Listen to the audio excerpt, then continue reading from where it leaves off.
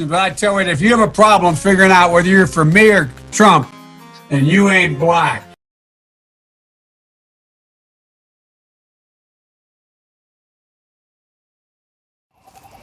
There is one body and one spirit, even as you are called in one hope of your calling.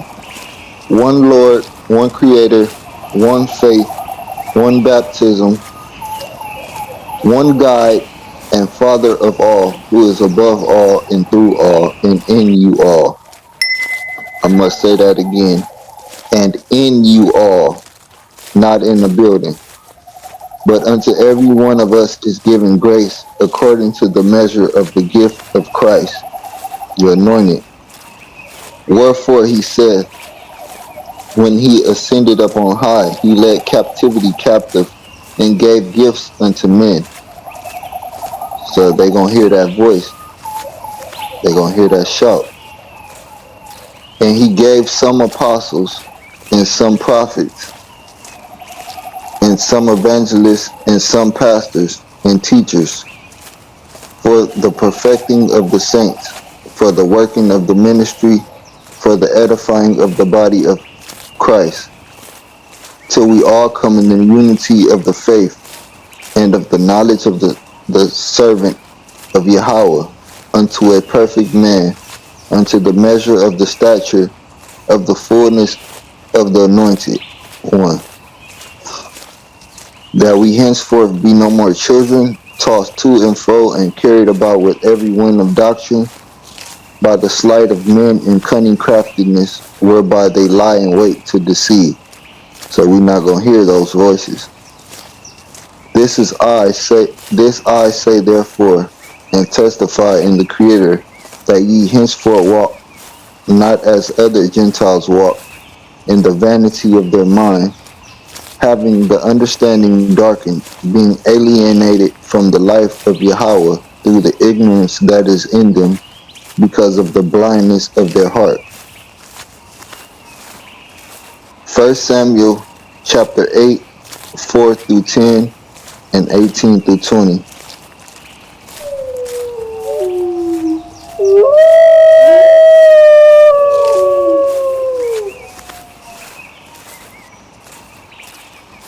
Then all the elders of Israel gathered themselves together and came to Samuel unto Ramah,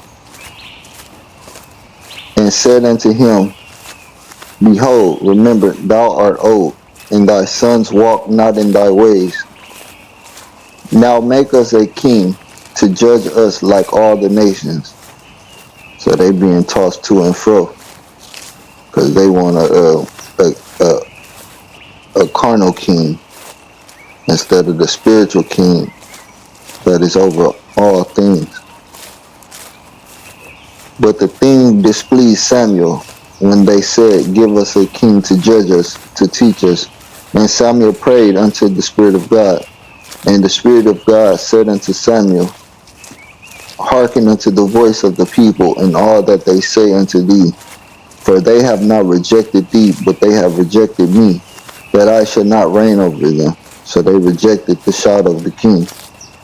According to all the works which they have done since the day that I brought them up out of Egypt, even unto this day, wherewith they have forsaken me and served other gods, so do they also unto thee. Now therefore hearken unto their voice, howbeit yet protest solemnly unto them.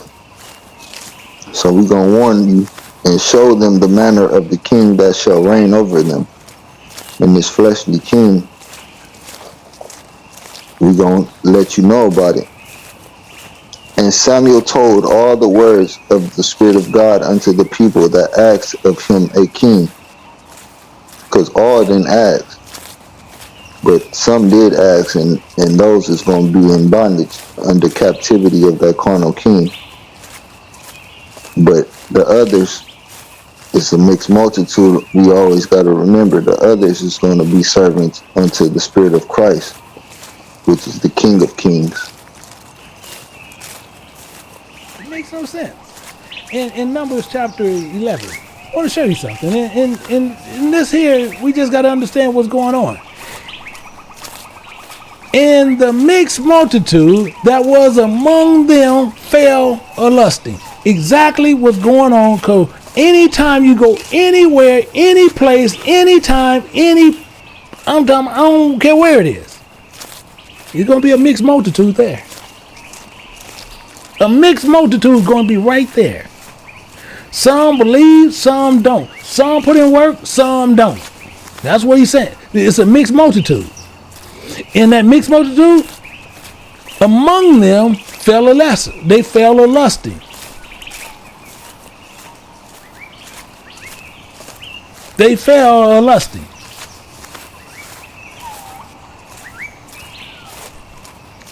Some believe they can discern what is good and what is bad, but they have the mixed multitude. They're in the game playing arena. That's what they into.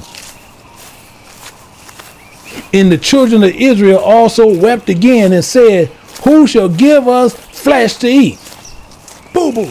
And you shall, verse 18, and you shall cry out in that day because of your king, which ye shall have chosen, which ye shall have chosen you, and the Spirit of God will not hear you in that day, because you despised his word. You despised him, and you didn't want to hearken. But when you come into calamity, you're going to want him to hearken unto you, and it don't work that way. Nevertheless, the people refused to obey, so they were still stiff-necked, even after the warning, to obey the voice of Samuel, and they said, nay, but we will have a king over us. So they want something they can see, instead of having the wisdom that comes from above. They want the carnal things from below. That we also may be like all the nations, and that our king may judge us and go out before us and fight our battles. What is wrong with us? What have we come to? What have we absolutely came to? He free our mind and we go right back to it. Many of us, it's always got to be said. People, I don't know why you gotta say it. Many of us are going to perish by their learning. Who going to discern in error? Many of us is going to die this second death by sitting there playing around, going in places where we shouldn't have been going, and we knew we shouldn't have been going there, but we went there based on we want to be around a lot of people, based on we want to be in a clique, we want to be in the know. And you knew it was an error, but you still did it. You still did it. And some of us just do it just by not knowing. Just by not being so lazy, being so slothful, don't want to open the book. So since we don't want to open the book, what we do, we sit there and whatever come out of this man's mouth, we believe. We believe. I want you to think about this. Numbers 23 and 19. God is not a man that he should lie, neither the Son of Man that he should repent. Hath he said, and shall he not do it? Or hath he spoken, and shall he not make it good? And ever since back in those days we wanted a king, we still getting punished by these carnal kings today, putting people over us and being respecters of persons, and we has not broken the chain. We still in these bondage. We still under the yoke of men. This is what we do. We do this like clockwork. Like clockwork, we do this. So we have to understand what's going on and fail. We done fail a lusting. And we not hearkening to the shout of the king by going into this book and learning and digging and getting knowledge so we can change our ways to make them better for us and please our God at the same time. He's righteous in all his ways. The things that we go through, we deserve them because of our doings, and we not hearkening to the shout of the King by going into this book, and that's why, because of Numbers 23 and 19, he made it good. I must say that again. 1 Samuel chapter 8, 7 through 8, and 18 through 22. And the Spirit of God said unto Samuel, Hearken unto the voice of the people in all that they say unto thee, for they have not rejected thee, but they have rejected me, that I should not reign over them. And they rejected the Spirit, the word that's coming out of us. According to all the works which they have done since the day that I brought them up out of Egypt, even unto this day, wherewith they have forsaken me, and served other gods, so do they also unto thee. So when you hearken unto men doctrine and commandments of men, you serving other gods, because these doctrines are devils. And those devils, gods are devils, idols. You idolizing that man in his words. And verse 18, and ye shall cry out in that day because of your king, which ye shall have chosen, you. And the Spirit of God will not hear you in that day, because you rejected him, and he don't know you, because you're a worker of iniquity. Nevertheless, the people refused to obey the voice of Samuel. They were still stiff-necked and hard-hearted. And they said, Nay, but we will have a king over us. So they like, forget what you talking about. We want our thing. They did a J.G. Wentworth. It's their money and they want it now. Verse 20, that we also may be like all the nations, rich and fat, wax fat, Jeshurun, and that our king may judge us and go out before us and fight our battles. So they think a man is going to save them. Same thing Christians think, a man is going to come out of the sky and destroy all their enemies. Verse 21, and Samuel heard all the words of the people, and he rehearsed them in the ears of the Spirit of God. So, verse 22, and the Spirit of God said to Samuel, Hearken unto their voice, and make them a king. And Samuel said unto the men of Israel, Go ye every man unto his city. 2 Maccabees chapter 6 and 8 through 12.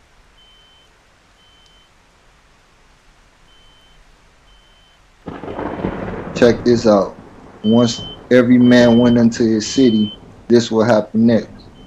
Moreover, there went out a decree to the neighbor cities of the heathen by the suggestions of Ptolemy against the Jews, that they should observe the same fashions and be partakers of their sacrifices. And these are the kings that are going to reign over us, because we wanted a fleshly king. And whoso would not conform themselves to the manners of the Gentiles should be put to death. Then might a man have seen the present misery. Verse 10, for there were 2 women brought who had circumcised their children. So they trying to keep the law. They ain't trying to keep the traditions of men. But since the rest of the other ones, it's a mixed multitude. Since the others want a fleshly king, the righteous is going to be conflicted. They're going to be tried to be brought to naught. Whom when they had openly led round about the city, the babes handing at their breasts, they cast them down headlong from the wall. and others, verse 11, that had run together into caves nearby to keep the Sabbath day secretly, being discovered by Philip, were all burnt together, because they made a conscience to help themselves for the honor of the most sacred day. And they didn't want to keep the commandments of men, the doctrines of men. Now I beseech those that read this book that they be not discouraged for these calamities, but that they judge, be taught those punishments not to be for destruction, but for a chastening of our nation. So we must endure until the end those things that we just read, because there's nothing new under the sun. And those children that they're trying to cast headlong are works of faith, the fruit. But guess what? It gets better. It gets better. The locusts have no king. The locusts. You want me to tell you what a locust is?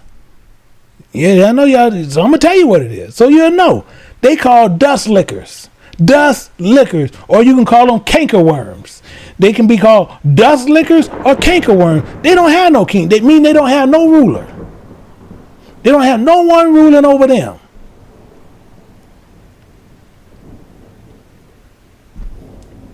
Strong meat belong to them that is full of one who can discern good from evil. No, we can't do that. We need someone to show us what is good and someone to show us what is evil. Because we don't know. We got a big old brain in here, and all somebody do is just sit there like, wait a minute, you got that big old brain? So what is that? Is that a paperweight? I guess so. I guess we got brains as paperweights.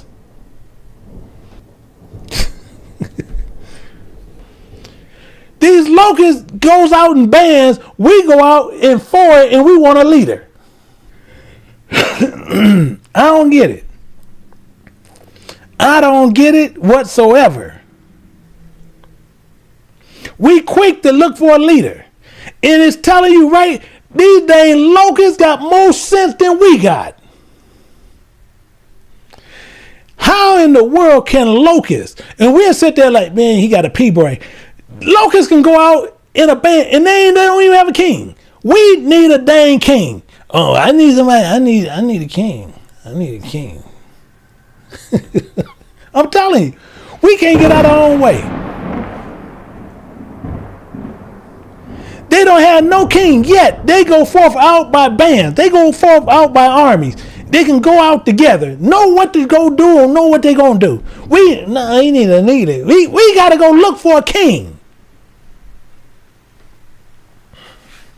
Tell me we were doing it back then. That's how you got Saul. Then today we got king. We had Boo Boo for a fool king, Martin Luther King. Boo Boo. He was the president of the pea eaters, he said. Biggest hoe walking down the street. The biggest hoe walking around. Extra children, you name it, he did it. And the further, he's our leader. Really? Out of a mountain of despair, he told you the dang God abandoned you. And he done came out and he done stoned a hoe. And yeah, he's my God. Yeah, okay. Boo Boo. Boo Boo. Then the next thing you know, we had Jesse for a minute. Jesse gonna con Toyota out of $45 million, and ain't not one of y'all seen a dime of it.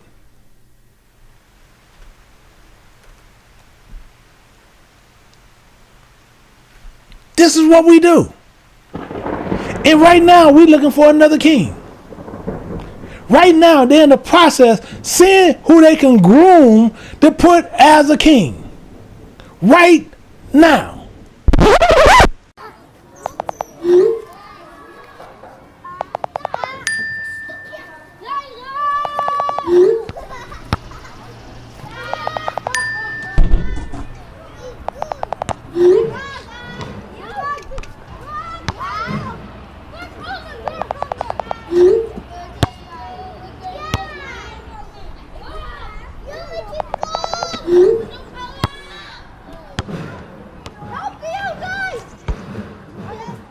Yo, why you ain't been answering your phone? You know why I'm calling you. You have to vote. You know why I don't vote? Why? Because as a black man, I just feel like there's no hope. Our president telling people to go back to China, taking the coronavirus as a joke. And that's the part that frightened me. When you choose a president, it's supposed to be a knockout. Then why this situation doesn't entice me? If you got the answers to get me out this dark path, my brother, enlighten me.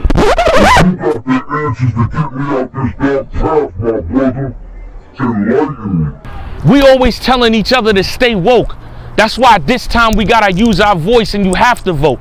The facts should show. Biden has a plan for African Americans. We're not dealing with your average Joe. I see the way you looking right now. You know exactly where I'm gonna go with this. For 4 years we had Trump in office and we made the most of it. But we finally got somebody that could be in office that can give us a chance to have home ownership. I'm talking to all of you. $640 billion over the course of 10 years so we can finally get housing that's affordable. Look at him now, I got him stuck. With Biden and Harris' plan, we gotta trust, because we can't say we support Obamacare but rock with Trump. So Harris and Biden is gonna help with black ownership, huh? Okay, maybe it's true. But what about the black colleges and all the funding for the HBCUs? Is Biden gonna follow in Obama's footsteps and go all out with health care? Or is he gonna laugh at us like our president now while our people struggle on welfare? You see, I did my research, which is exactly why I could rebuttal that. Biden and Harris planning to put $70 billion to the HBCU. We're not just talking about a couple racks, giving teachers a raise. What Trump attempted to do, they plan to double that. And as far as the rich and poor with schools, the whole goal is to end the funding gap. That sounds legit. Only if our president now would quit. Hey, did you know that unemployment for African Americans is up 50%? So when you tell me to go and vote, well, the reason why it's such a hard one, because how we expect our people to get jobs, and the president can't even get the job done. Bro, I understand it's a process, so I'm not rushing you. Take your time. You know what, speaking of that, I got the perfect place to take you that'll change your mind.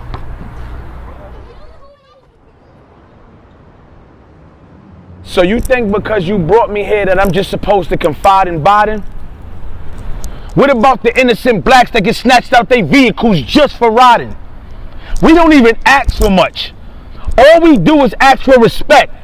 Before they did what they did to George Floyd, this country had their foot on our neck.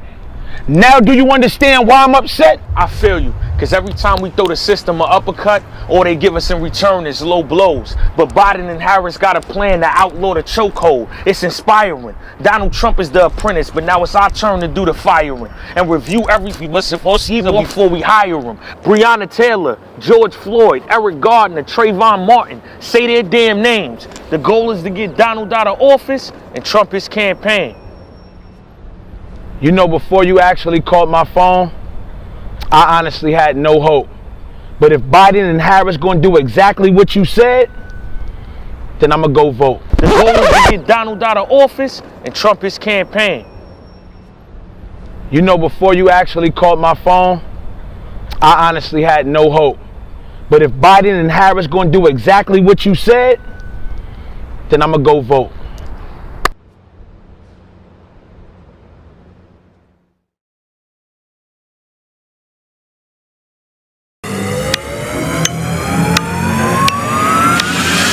Get your booty to the pole, get your booty to the pole, get your booty to the pole, get your booty to the pole, get your booty to the pole, get your booty to the pole, get your booty to the pole, get your booty to the pole, yeah. Did we get your attention? Good. So, you really not gonna vote? You know it's more than just the president on the ballot, right? Check it. A district attorney decides who to prosecute, Including whether or not to go after dirty cops. Do you know who elects the DA? We do, but you don't want to vote. can't make it rain if you locked up on some bullshit. Want trades and coding taught in our schools? Then vote for the school boards that will prepare us for the job market. Want to end cash bail? Well, then vote for the sheriffs and county officials that feel the same way you do. But you talking about, oh, they gonna pick who they gonna pick, shawty. Ferguson just elected their first black mayor. You know how that happened? It's It's clear Black lives don't matter to some of our current elected officials. If they matter to you, then don't let other people decide who's going to run your community. Get your booty to the poll. Get your booty to the poll. Get your booty to the poll. Get your vote, yeah, vote, stretch. For information on how and where to vote, as well as resources to find out who's running where you live, go to getyourbootytothepoll.com. To the poll, get your booty to the poll, get your booty to the poll. Straight checks, I think we got one. It's voting season, bruh. No voting, no loving. No voting, no touching. No voting, no nothing. No voting, no fucking. No voting, no fuck. No voting, no loving. No voting, no touching. No voting, no nothing. No voting, no fucking. No voting, no fucking. BLK app looking for some action. Swear the homie Scott was heading. Face is a 9, abs is a 10. D is a to be determined. He got mad jokes, he don't seem broke. The only red flag, he said he don't vote. This midterms for all the single cuties. Wanna hit this booty, gotta do your civic duty. No voting, no loving. No voting, no touching. No voting, no nothing. No voting, no fucking. No voting, no fuck. No voting, no loving. No voting, no touching.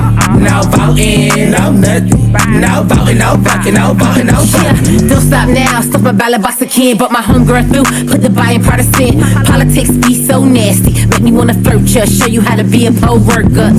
Legs in the air, I don't care. Anyone could get it, universal health care. If you wanna come before the deadline. Come in the jacuzzi, gerrymander this coochie. No voting, no love. No voting, no touch. No voting, no nothing. Can't let me down, gotta stand up for something. No voting, no love. No voting, no touch. No voting, no nothing. BLK, we gon' stand up for something. Yeah, that's right. No voting, no love. If the coochie is the goal, don't hit no polls. Period.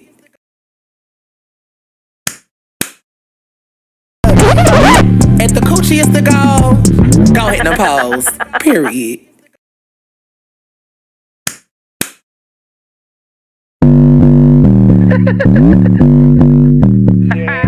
I will say, you know, a lot of Black men sometimes feel like they're ignored or they're put down, particularly sometimes even by Black women in the media. So this is not that. But I do hear Roland's point that felt ignored. But you feel ignored and then you go over to the other side. The oppressed feel oppressed. So then you go and try to align with the oppressor. So I'm not putting Black men down, but sometimes it's like, well, some of you Kevin Samuels following Tariq Nasheed quoting people, please look at the truth and see what's happening and get in line with some of the Black women. Is majority, like he said, vote Democrat, but that margin of people who can be plucked away from your people and go advance policies that harm your people, I just don't understand that.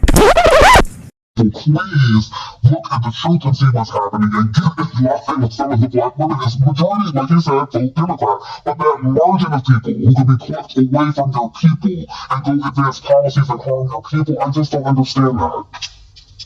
So if you have a problem figuring out whether you're for me or Trump, and you ain't Black.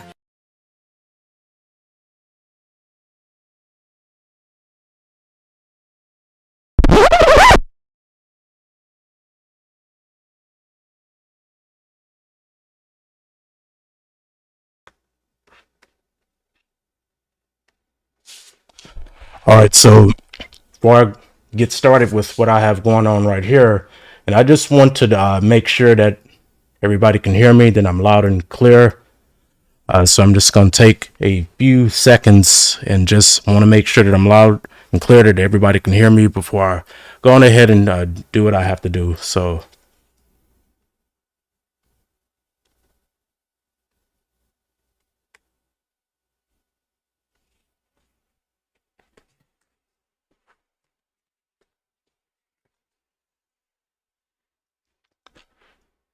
all right, so that's good enough. So what y'all just saw, which I'm pretty sure some of the people that pretty sure some people understood what was going on is y'all just saw a living applicational modern example of what First Maccabees 1:11 is all about, which we'll get right into it. So we have First Maccabees and that is chapter 1 and verse 11. So in those days went there out of Israel wicked men, who persuaded many, saying, so let us go and make a covenant with the heathen that are round about us, for since we departed from them, we have had much sorrow. And the reason why, they're in this sorrow is because they're looking for the racial justice, racial equity, so racial equality, and also fairness. And the problem with that is you tried to find it in the forest, didn't get it there, so now you want to go to the sea, and you're looking for these same things there. And the problem with that is as long as you're steady putting your hope in man and not in God, you'll always run to this problem. It don't matter what side that you go on. Then that could be either the left side or the right side. And you're going to end up ultimately just having your enemies reign over you when you put your hope in man and not in God. So we have Romans 8 and 24 and Leviticus 23 and 6, which is going to end up connecting what we're just leaving off of with 1 Maccabees 1 and 11. So, we are saved by hope, but that hope that's that desired expectation, but hope that is seen, which you're looking at the peace and prosperity of all of these other nations, wanting to be equal, you're wanting reparations, and you're wanting all of this fairness, you're wanting reform to be at harmony with all of the other nations. That's not hope. But what a man seeth, why does he hope for? Which ultimately you trace that right back to which that's not even Leviticus, that's Deuteronomy. Excuse me, let me fix that. So I just caught it, and this is Deuteronomy, not Leviticus. So Deuteronomy 23 and 6. So thou shalt not seek their peace, nor their prosperity all thy days forever. So then, as we're on this journey, then we have to always, you keep that in mind, that, what you're looking for, then your safety, your peace, and that salvation, and that's going to come from the Creator, and that's not coming from neither side, nor is it going to come from any man or any sort of fleshly leader that we're going to try and put over ourselves to try and fight your battles and to try and get you established. So right here in Psalms chapter 74 and verse 12, and also in Deuteronomy 5 and 29, it gets into this some more. So, for God is my King of old, so working salvation in the midst of the earth. Then that's who that leader is that's supposed to be over you. And he's telling us also in Deuteronomy chapter 5 and verse 29, so, that there was such an heart in them that they would fear me and keep all my commandments always, that it might be well with them. So this is what we have to hone in on right here.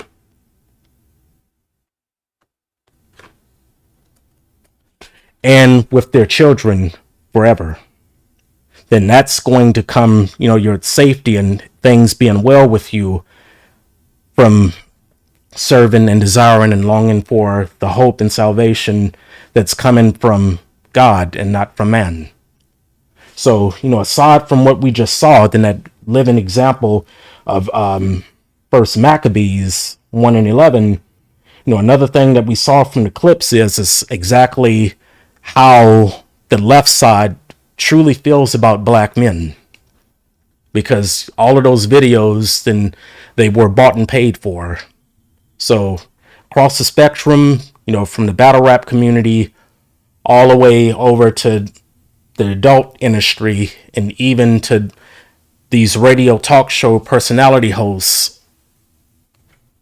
they're bought and paid for, and you see exactly, what they think about you. That as a black man, the perception is that you don't know anything about politics or about policy, then you don't know anything about real world issues that's going on, and we're just overly obsessed with lust and fleshly things. We're obsessed also with sex and things that like matter. And that's why then you see these type of videos and they end up using the women as the instruments to try and to get that vote out of you. And then what happens is you end up pitting your enemies right over you. Then that's what that's all about. So, before we move forward, then just to the black men that are in here, like when you saw those videos, if you were able to see them, what did you extract from that? I'm just going to wait for it in a couple of seconds.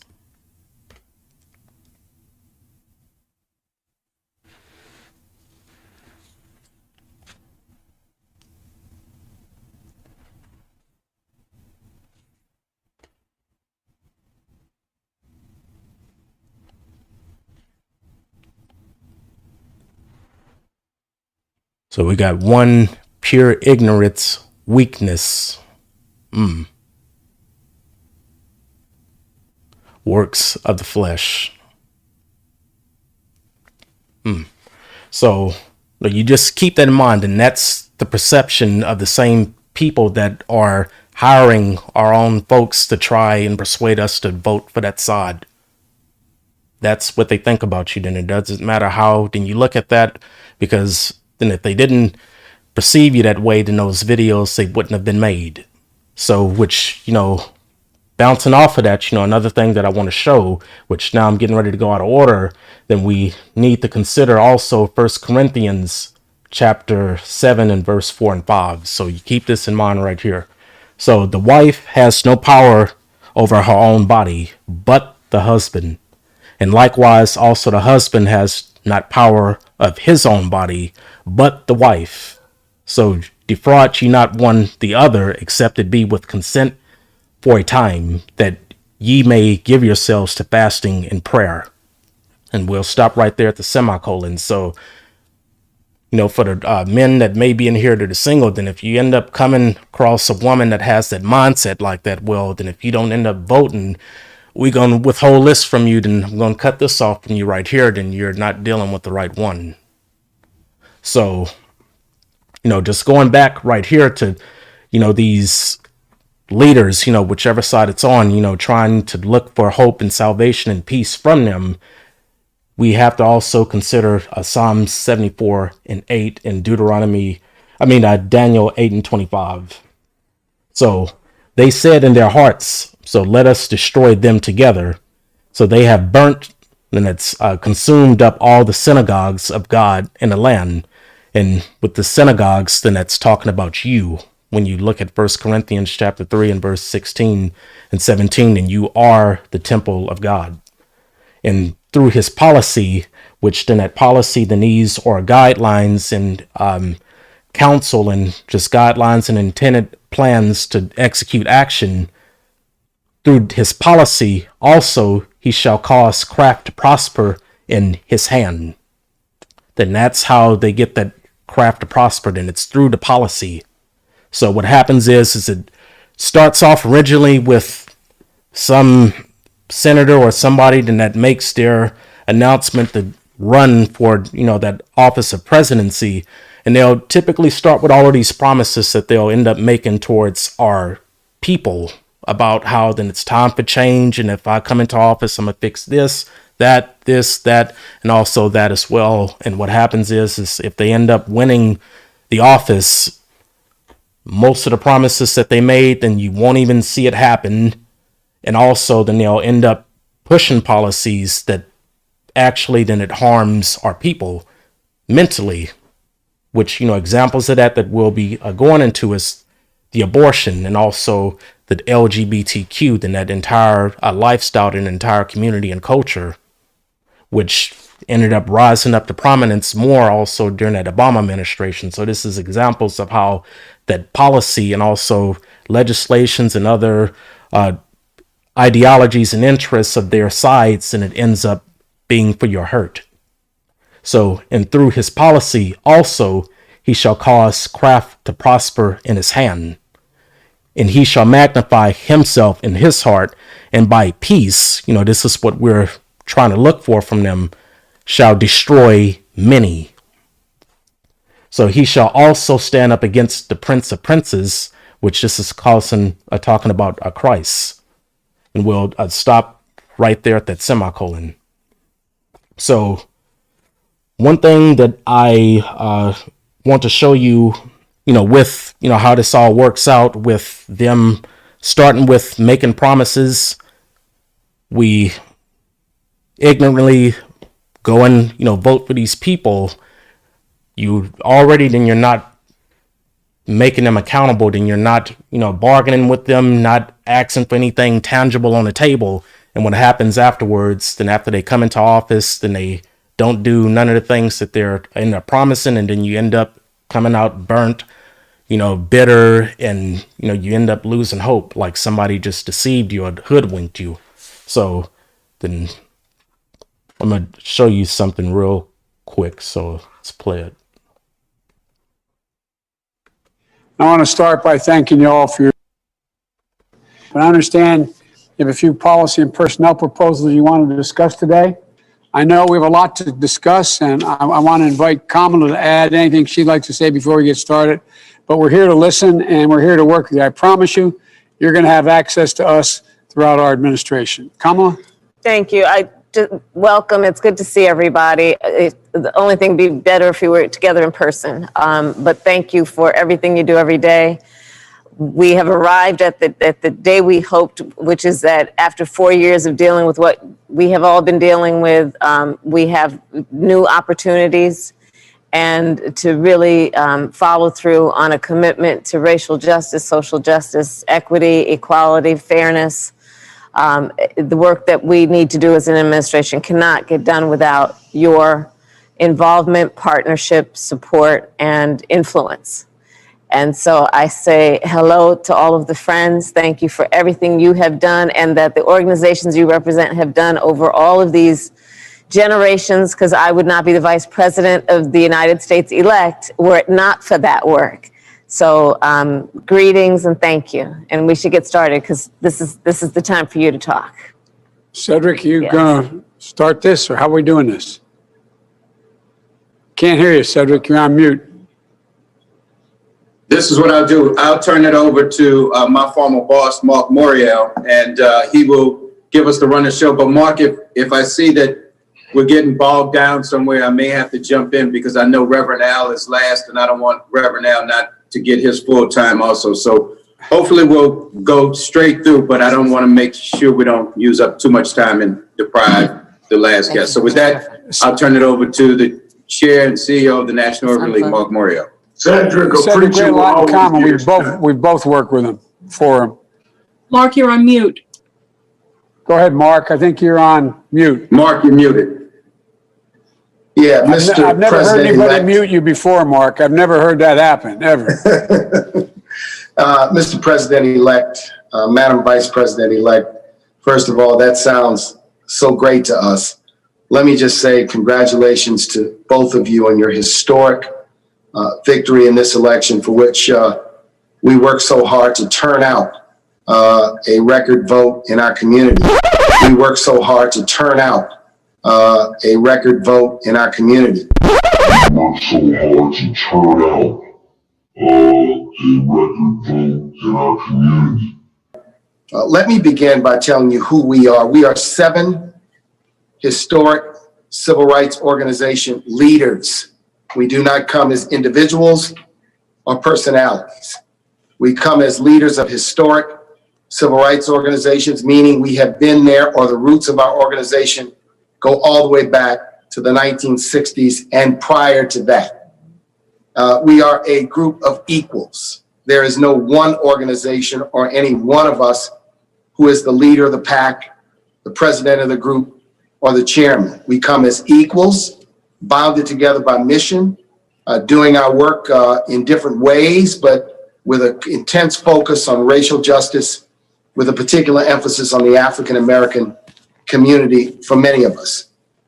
Our job is to help you and to hold you and your administration accountable to accomplish the progress of racial justice. And those twin objectives, helping and holding you accountable, is what we will use to guide this relationship over the next 4 years. To accomplish this objective, you must maximize the number of African Americans in the cabinet, sub-cabinet, and the White House staff, so that people with the lived experiences of racial justice and the professional qualifications are at the big table in the deliberations and the discussions on all issues. We want to affirm that as Americans, every issue is an African American issue. Some issues are of greater importance than others, but every issue is an African American issue. I will say, as I began, and then I'll be coming back later with some specific suggestions and accomplishments, specific suggestion, that to accomplish the aims of racial justice, there must be, at the beginning, a commitment to address the racial wealth and economic gap that is so persistent and exists in this country, and that Mr. President-elect and Madam Vice President-elect has gotten worse in the last 20 years and gotten worse in the era of COVID. Our community is in crisis. This nation is in crisis. Our community is catching hell economically, catching hell from COVID. And I want to encourage you, Mr. President-elect, to be bold, to be imaginative, to view this as the historic opportunity that it is for your administration. So number one, to accomplish the aims of addressing the racial wealth gap, it will require a set of targeted policies that focus on the communities that are deeply impacted. I want to lift up your own plan, the Lift Every Voice plan. And I want to encourage you to ensure that from Secretary-designate Yellen to each member of the economic team, to every member of the staff economic team, that this document and this plan be a guiding document for everything you do in the next 4 years. Your commitment to this plan was encouraging, and all too often in an administration, people come in and they bypass the specific commitments that were made during the election. This plan, we think, should be the guidepost of your work when it comes to racial justice. I just want to say two more quick things. Number one, with respect to the first 100 days, we will share with you various thoughts about what should be in the first 100 days. I want to lift up the importance of a broad-based stimulus with money for cities, with money for African-American businesses with less than 5 employees, for education, for COVID distribution that utilizes community centers and libraries and community facilities as distribution points. And I want to encourage on an economic recovery plan that you think of infrastructure as not only transportation infrastructure, but as community facilities. We lost you, Mark. You're muted, Mark. Mark, you're muted.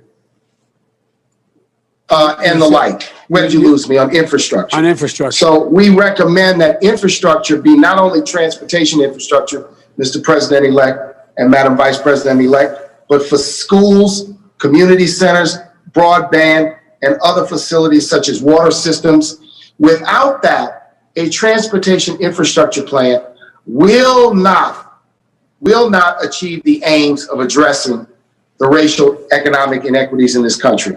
If you get a chance to read the plan, you'll see it does exactly that, what you're talking about. And we appreciate that, and we want to emphasize that. So with that, each of us is going to discuss a set of issues. Go to Melanie Campbell. Right, Melanie Campbell. Thank you, Mark. Thank you, President-elect Biden and Vice-elect Harris. It just has a wonderful ring to it. A wonderful ring to it. But thank you for the opportunity to have this conversation with you all today. And also thank you for earlier, President-elect Biden, for meeting with me and several other Black women when you were deliberating about who would be your vice presidential running mate. And so I want to thank you for selecting now VP elect Harris, and for her selecting you as partners. And it has, so we want to thank you for the opportunities for us to make the case, and that you all were awesome as a winning ticket. And we know you will be an awesome administration. So I want to thank you on behalf of those Black women, like Cleola Brown and others, and many others of us who met with you earlier on when we sent you that letter. Also, we want to thank you on behalf of many, many Black women for the selections you've already made for your administration when it comes to cabinet as well as other White House staff. Also want to really encourage you as you are selecting your positions for statutory cabinet positions, that Black women are represented in those positions, and names that we all have heard, and we've also sent letters to, for Congresswoman Marsha Fudge, or Mayor Keisha Lance Bottoms, and Karen Bass, and Susan Rice, and others, that Black women who can bring the lived experience and expertise to the table, and how important that is as you round out your cabinet.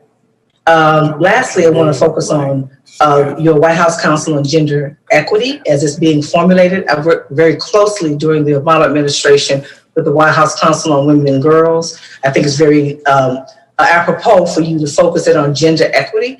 Also believe you should look at it as with a racial lens. I've been engaged with some of the other women's organizations around that, and I think it's very important that, as was done in that prior administration, that you have all of the departments have some element of that, representatives that participate in that. Lastly, what's happening as we speak around the recovery pact that does not include, unless something happened since we've been talking, paid family and medical leave. Yes, it does. No, it does include. It does include paid family medical leave. But it doesn't have enough. Well, it has more than, I don't think you've read it. It has significant. Okay. Yeah, I've been reading it, and I said something may have happened since, but it was 1.8 million was going to take for 3 months, billion rather. But making sure that it's there and strong. I say it that way. It's there. Like Biden, and that's very, very important. And that's coming from many of the women's organizations that I work with very closely. So those are some of those issues, and I want to respect the time, and hope I did not go over time with my colleagues to express some of the concerns we have from our organizations. Again, we looking forward to working with you both and your whole team as we move forward to make, what I say, bring it back better, make it better together. Thank you so much.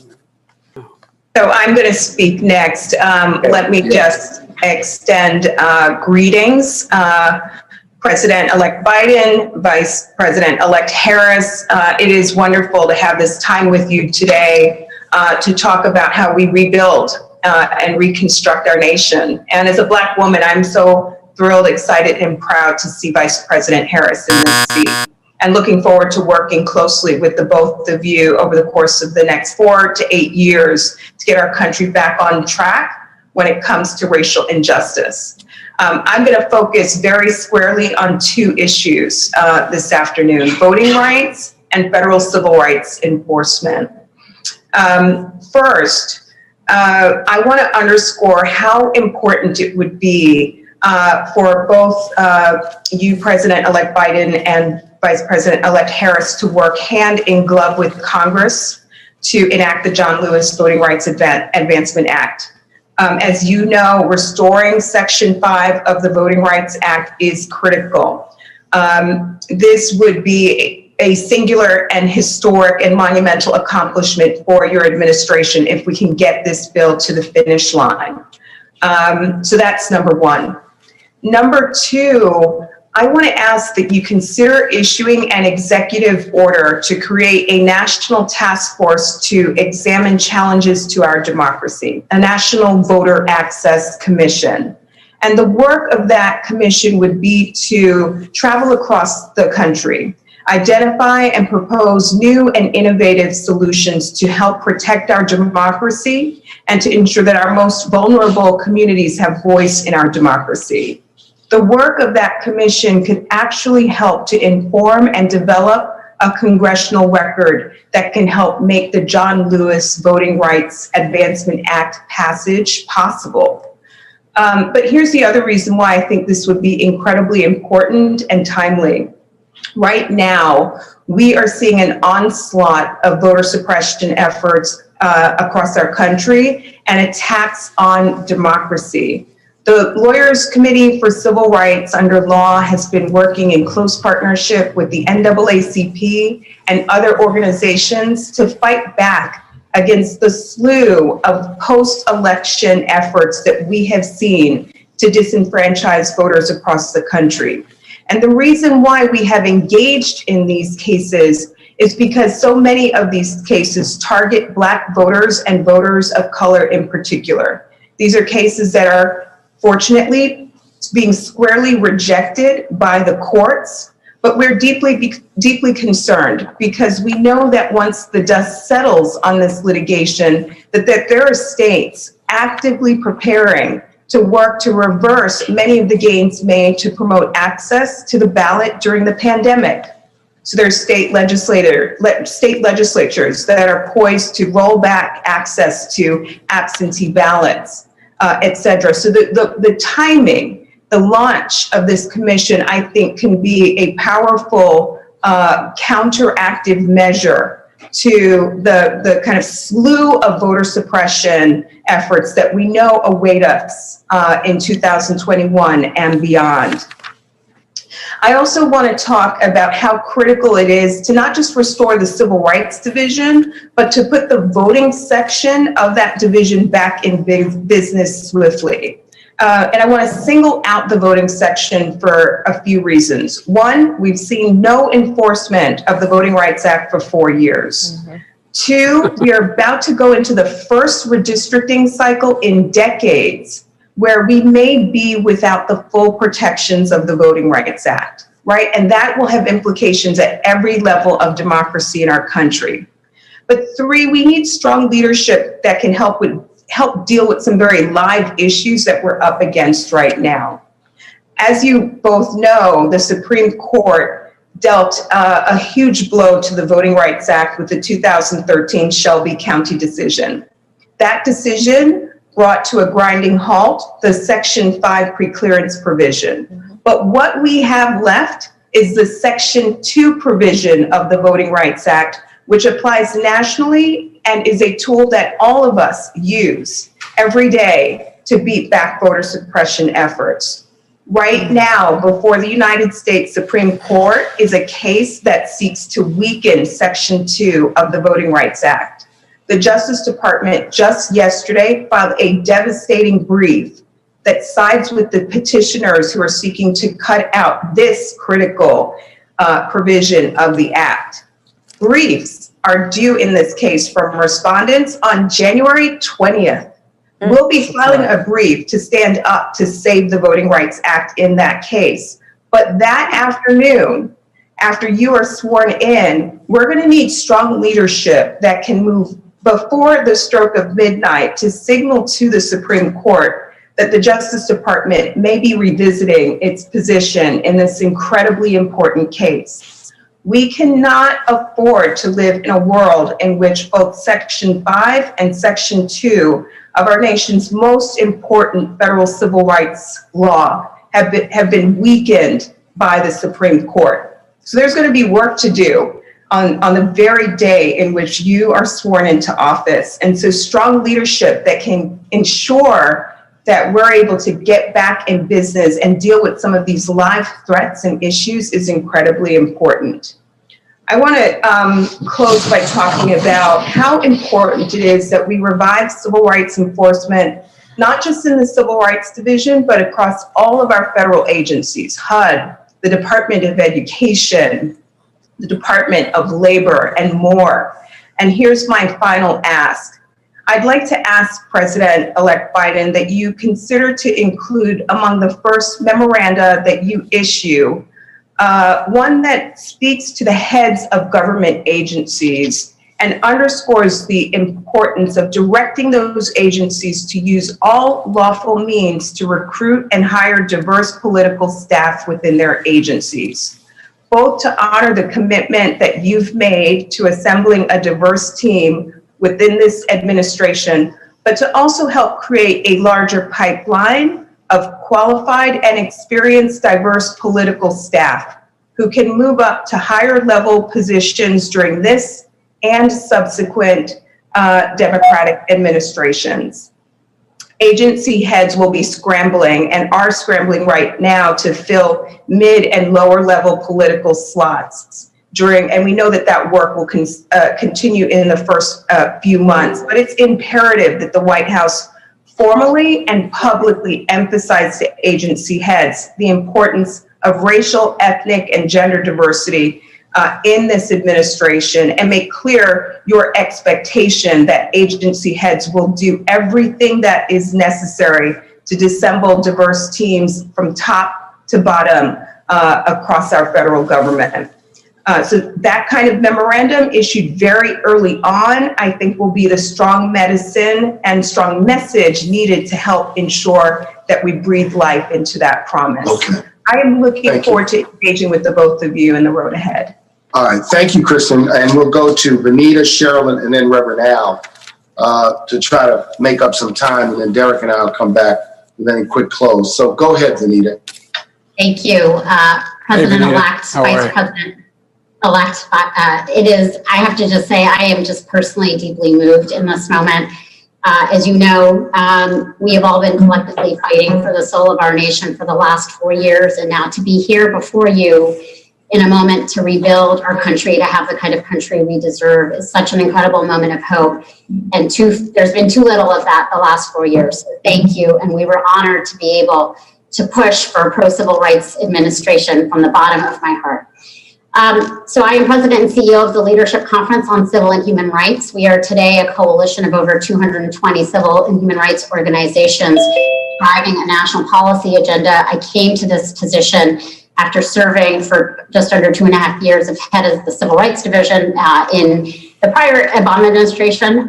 In preparation for the Biden-Harris transition, the Leadership Conference has created a comprehensive list of priority initiatives to begin the task of repairing the devastation from the Trump era and to chart a new course that not only strengthens our democracy, but really moves us beyond the status quo to address the root causes of racial inequity in this country. And we've been working very closely with your transition, with the agency review teams on everything from the census to criminal justice reform, immigration, housing, and the like. We've got day one priorities and 100 days priorities to really help make sure that we don't lose a moment. I want to speak very quickly about a few specific points. As you know, and as my colleague Kristen just said, the work of the Justice Department and federal civil rights enforcement, frankly, has never been more important for this country.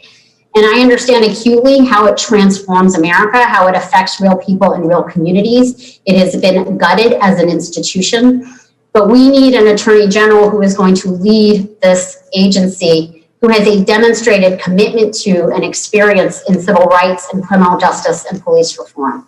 Somebody who I think needs to know the department well, who can pick up from where the Obama-Biden administration left off and then go bolder.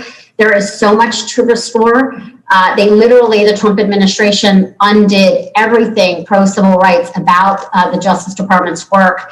And we need a new attorney general that's going to be able to step in day one, rapidly restore everything that was broken, and then go much bolder on civil rights and criminal justice reform. Our communities have fought for this. That is something that your administration represents.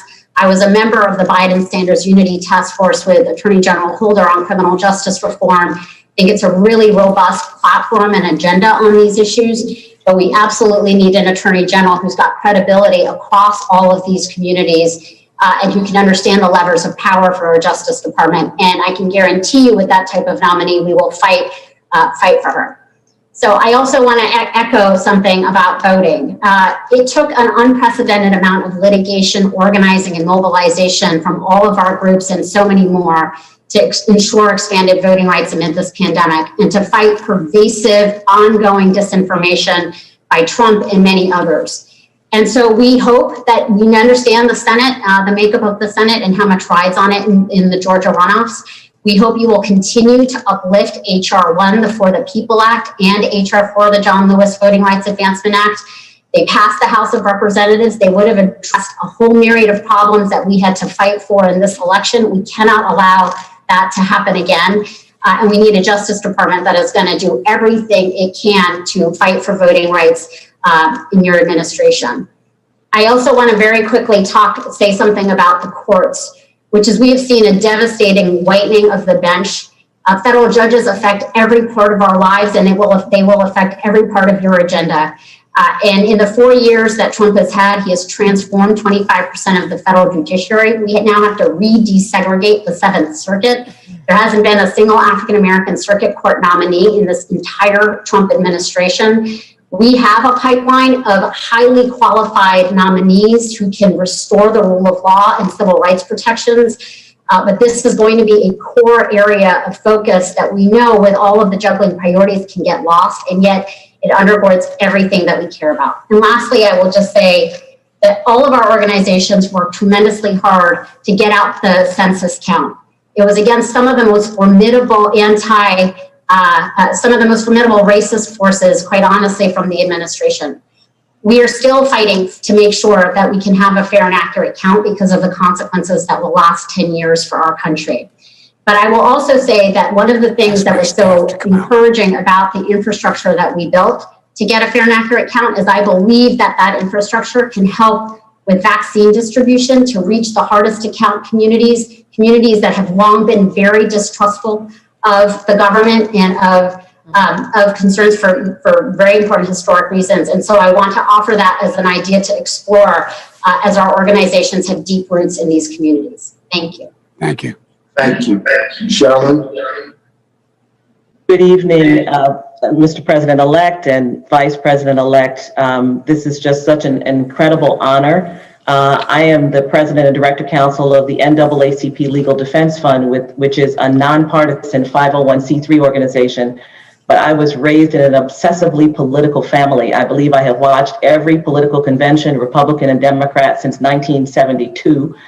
And I have to tell you that I am invoking the spirit of my father in this moment, who taught me to be so politically focused. And he would have been absolutely blown away that I'm sitting here in this moment talking to you both.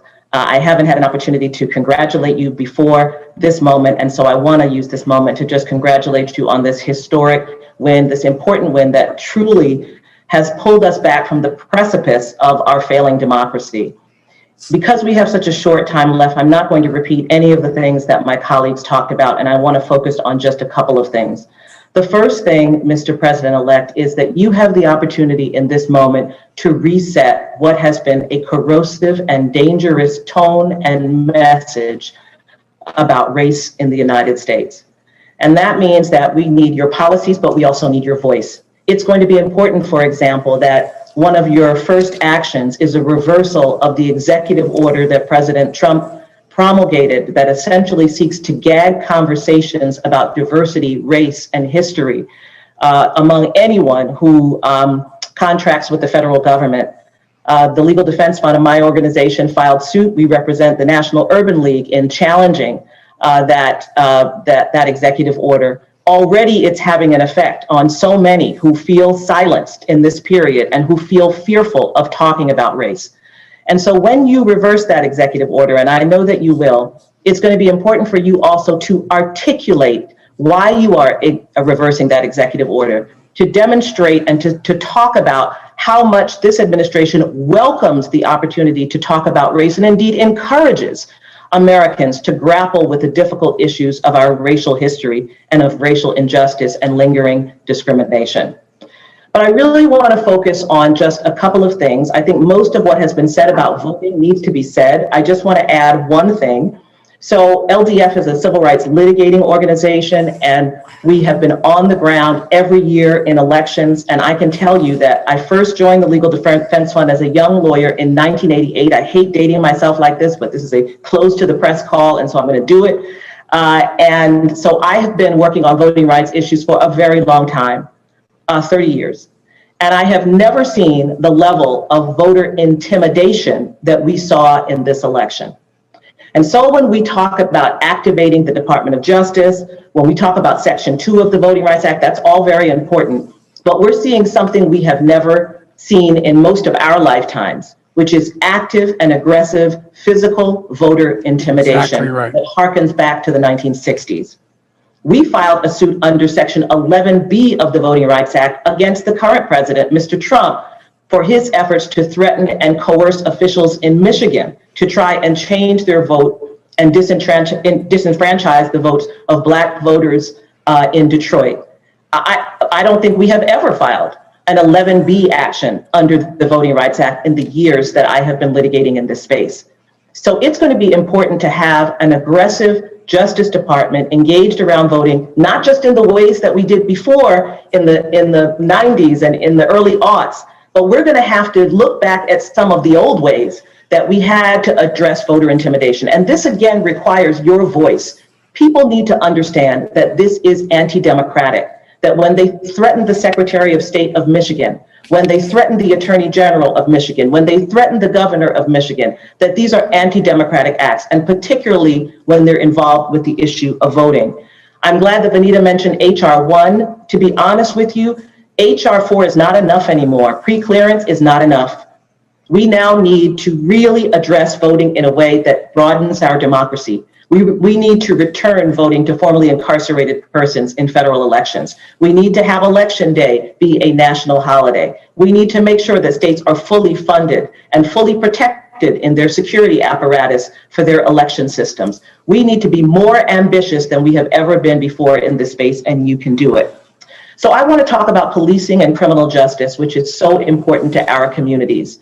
And this is a set of issues that are very, very volatile and have to be handled carefully.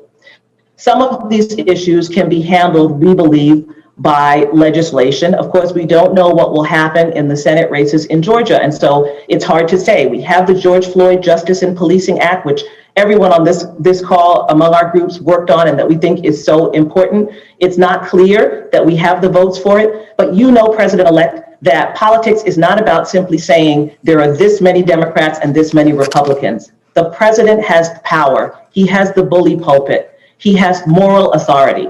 And so we would ask you to lend your voice and your strength and your influence and your power and your ability to reach across the aisle to try and pass the George Floyd Justice and Policing Act. But failing that, we would ask you to pull from that act measures that can be enacted by executive order. You have the power to call for a national database on police misconduct. You have the power to ask for a registry that will allow people to easily search in public multiple misconduct complaints against particular officers. You have the ability to impose a database around police killings and police shootings. We know everything that happens to police officers because the FBI keeps a database, but we rely on the Washington Post to tell us how many people have been shot and killed by the police and what the racial breakdown is of those statistics. We need good data so that we can understand what is really happening around policing, and these are things that you can do by executive order. Most important and most overarching, Mr. President-elect, is the power that you have, and in fact, the obligation that you have under one of the most important civil rights statutes, the Civil Rights Act of 1964. Title VI of the Civil Rights Act of 1964 prevents the federal government from providing funding to any program that engages in discrimination. It was used originally, and in fact enacted, to compel school districts to comply with desegregation orders, recalcitrant school districts. But Title VI applies across the board to every program. It makes sense, right? The federal government should not be funding programs engaged in discrimination, but it has never been enforced against law enforcement. And I would ask that you would articulate clearly the indication, the intention of this administration to apply Title VI to every program. If you are a state or local program and you engage in discrimination, you cannot receive federal funds. What that means is that there needs to be created a kind of protocol for Title VI. And you could do this very easily for law enforcement. What do your diversity numbers look like? What do your stop and arrest numbers look like by race? What do your shooting numbers look like by race? Do you have implicit bias training? What have you done to remove white supremacists from your police departments? These are actions that you can take that indeed I would suggest you are compelled to take by Title VI, which requires the federal government to ensure that their programs, their money does not support programs that engage in discrimination. Finally, I want to say something about prisons, which I know has not come up. We know that the Department of Justice has the power to address issues of policing through pattern and practice investigations.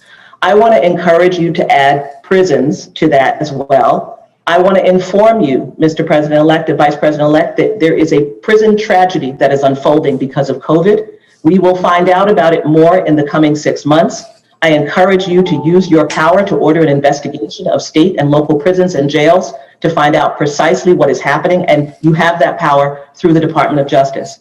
And that brings me to the Department of Justice, which is one of the principal ways through which you'll be able to execute criminal justice reform. It is vitally important, and that means the leadership of the Department of Justice, the Attorney General, is critical. I've been reading all of the names in the press and so forth. I don't know what's true and what's not. I can only tell you this, that I believe that this appointment of the Attorney General is vitally important, that it must be someone that has the confidence of the civil rights community, that it must be someone that, in my view, is familiar with the main justice building, precisely because of what has happened at the Justice Department over the past 4 years. This person needs to be able to look in every nook and cranny, to be able to lift up every sheet and know what's happening, and to be able to move on day one. You started out saying we have a lot of work to do. This isn't just about repair and backfill. This is about creating an aggressive program. And we need someone with a track record on criminal justice reform, someone who knows about criminal justice reform and who has engaged in that process. This is vitally important to our community because we have to be able to move on day one. Thank you so much for this opportunity, and I'll stop there. Reverend Sharpton. Yeah. No, I was going to go to Reverend Sharpton. Go ahead, Brad. First, let me thank you for the meeting. I've spoken to both of you since the election and congratulated. Let me start with where we are. The fact of the matter is that today, we are in a situation where for 4 years, Black America has been under siege. So in many ways, you are going to, as an administration, going to have to first dig us out of the racist mess that we've had to tolerate, deal with, and been subjected to because of your predecessor, and then also build on from there. And we can't take that lightly. In the area of policing, as you both know, we've had this year so many cases, one right after another. On August 28th, we had over 208,000 to be exact people in Washington around policing and voting rights. In fact, Vice President Harris was kind enough to have a video play there. People came in a pandemic. That's how outraged they are about, in a matter of a month, seeing one man with a knee on his neck kill another person shot in the back in a Wendy's in Atlanta, a young lady killed in her own house in Louisville, Kentucky, all of this in a month in a pandemic. And the president of the United States at that time did nothing. He went to Kenosha when a kid was shot and met with law enforcement and left. It is needed that we have a presidency that supports policing and supports proper policing and understand that victims are not looking for favors, they're looking for the law to be upheld. And we need, in saying that, an attorney general that will deal with the consent decrees that this administration immediately suspended, that will deal with having an empowered U.S. attorneys that will seriously look at these cases, and that will at the same time enforce the law equally and evenly in all quarters. Now, I was one that said to you, President-elect, that I wanted to see a black woman as vice president. You said, I hear you, Al, and you ultimately came there. I had nothing to do with it, but I said that. So I will say to you, I prefer a black attorney general. I would say the least, though, is we should have an attorney general that has a proven civil rights record. On-the-job training on civil rights will not do it this time. We need somebody that can establish that they've dealt with civil rights issues and they know what they're doing, because we're in an era that we've not been in before with the pandemic and these huge amount of cases, one right after another. Mark, let me update you where we are in time. We probably have a couple of minutes. I really wanted to... Let's go to the president and the vice president. I want to go to the president-elect, but I know Derek told me he had one thing that he wanted to get out. Derek, if you can do that quickly, we can go to the president and vice president-elect to close us out. Derek, you're muted. You're muted, Derek. I'm there. President-elect, you've mentioned more than once how the black vote saved you in your races in the Senate in Delaware. You've talked about your friendship with Mouse. We are now saying the black community have stood up in this election cycle.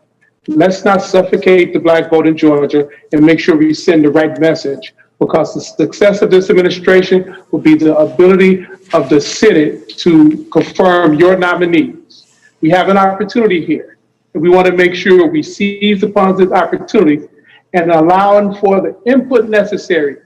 10 more appointments to go. A lot of people in our community are getting a little anxious because they are not seeing enough of the progress they thought they would have seen at this point. Let's not disappoint them, and let's not get to a place where voters in Georgia begin to second guess. Okay, let me respond. I've got to go. Let me respond. There's a lot to respond to here. Let's get something straight. You shouldn't be disappointed. What I've done so far is more than anybody else has done this far. Okay? Number one. Number two. I mean what I say when I say it. I mean what I say when I say it.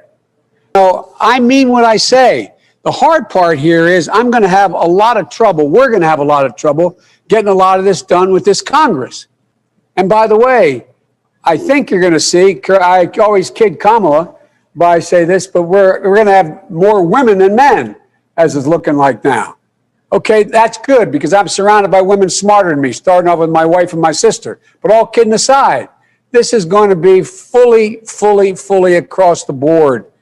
I'm going to keep the commitment that I said. And here's the thing.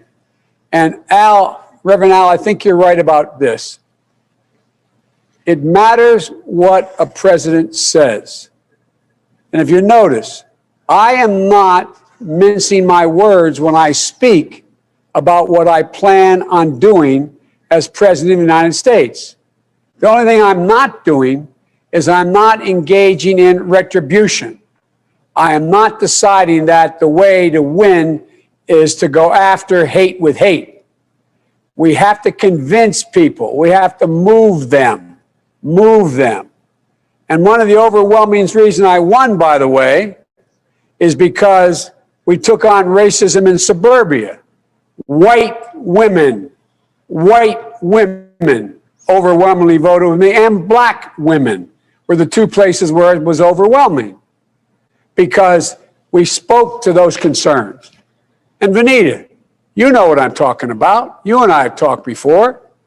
I don't carry around a stamp on my head saying progressive and I'm AOC, but I have more of a record of getting things done in the United States Congress than anybody you know. Anybody you know of getting things accomplished. And that sounds so self-serving. I know that. But this is going to really be hard. This is going to really be hard. And let me conclude and turn it over to Kamala, who says, what the hell am I doing with this guy right now? But all kidding aside, I've known you my whole life, most of you. I've worked with you my whole life, most of you. I've been around doing this for a long time. I don't always get it right, but I always take responsibility. When I get it wrong, I acknowledge I got it wrong. But my overarching objective, if we cannot make significant progress on racial equity, this country is doomed. It is doomed, not just because of African Americans, but because by 2040, this country is going to be minority white European. Hear me? Minority white European. And you guys are going to have to start working more with Hispanics, who make up a larger portion of the population than y'all do in terms of raw numbers. We're going to have to be working with a whole group of people that, in fact, are the single most diverse democracy in American history and anywhere in the world. And we got to figure out how to unify this country. And you've been the leaders of being able to do that. Not a joke. And so there's some things that I'm going to be able to do by executive order. And I'm not going to hesitate to do it. But what I'm not going to do is I'm not going to do what used to, Benita, you probably used to get angry with me during the debates when you'd have some of the people you were supporting said, on day one, I'm going to executive order to do this. Not within the constitutional authority. I am not going to violate the Constitution. Executive authority that my progressive friends talk about is way beyond the bounds. And as one of you said, maybe you, Reverend now, well, whether it's far left or far right, there is a Constitution. It's our only hope. Our only hope.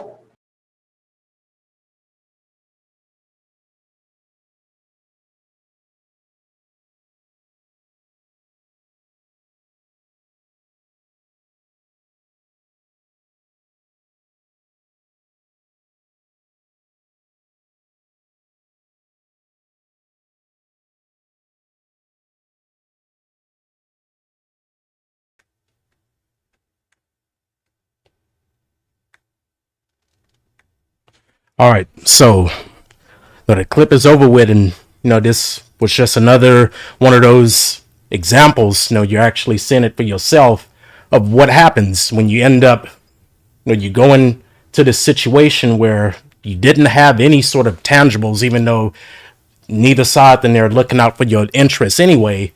Then you just went off a vain, just word of mouth promises, and then right after they come into office, then you send the NAACP to go and try and hold these people accountable, and that's what you end up walking out with. So they wanted the new president administration at that time to use executive order to end up handling issues along with the matters of voter suppression, police reform, diversity in government office, and appointing an attorney general for the Department of Justice that's well versed in these issues that plague the black community. And also then they wanted prison reform as well. And looks what happens, where Biden is telling them, okay, some of the stuff that y'all asking me to do, then it's not within the boundaries of the Constitution. Then I can't use an executive order to do this or to do that. And also y'all are going to have to work this thing out with the Hispanics. So you see what's going on. And ultimately all of the hope that whoever the people were that were voting for these two, then it was all in vain, because then you walk out with nothing. So before then I move forward, and I just wanted to make sure, that anybody, understand what was going on with that clip before we get into these precepts. So I'm just going to wait for a second to see what everybody says. And if it's a yes, that's fine. If it's a no, that's fine as well.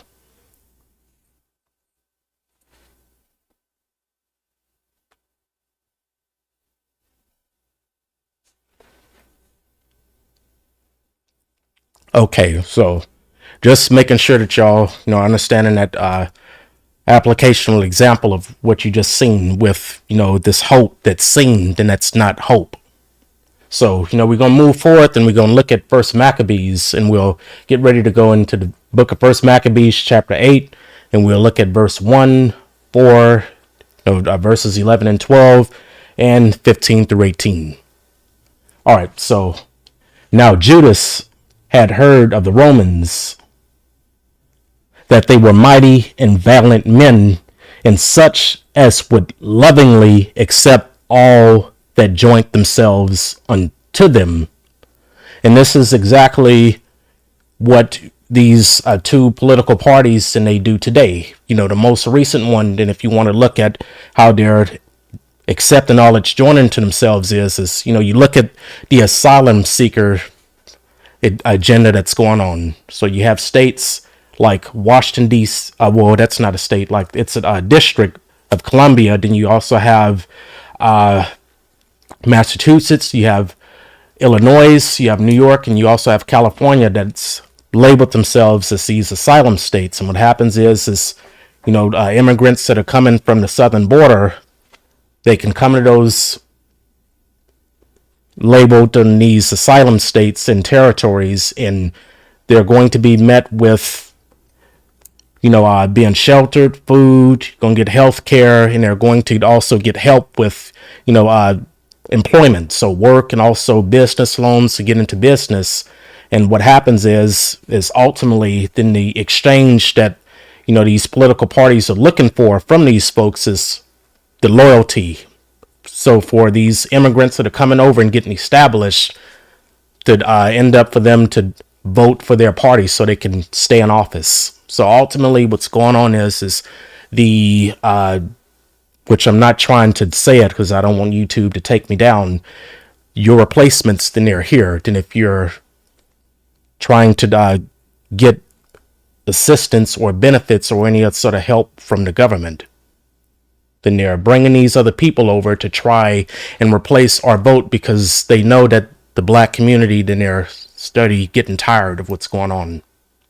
So just going back to 1 Maccabees chapter 8 and verse 1, and such as would lovingly accept all that joint themselves unto them, and make a league of amity with all that came unto them, and that by their policy, no, that's how they get you right there, is with the policy, and patience they had conquered all the place, though it were very far from them, and the kings also that came against them from the uttermost parts of the earth, till they had done discomfited them, and given them a great overthrow, so that the rest did give them tribute every year. So as far as this policy, you know, what this means to us, you know, when you want to look at this spiritually, this is how they conquer you. So we have that Psalms 83 and 3 and 4. So they have taken crafty counsel against thy people and consulted against thy hidden ones. Then it's the policies that are contrary to you, that you thought were for you, that's allowing them to come in and conquer the whole place. So they have said, so come and let us cut them off from being a nation, that the way, so the name of Israel may be no more in remembrance.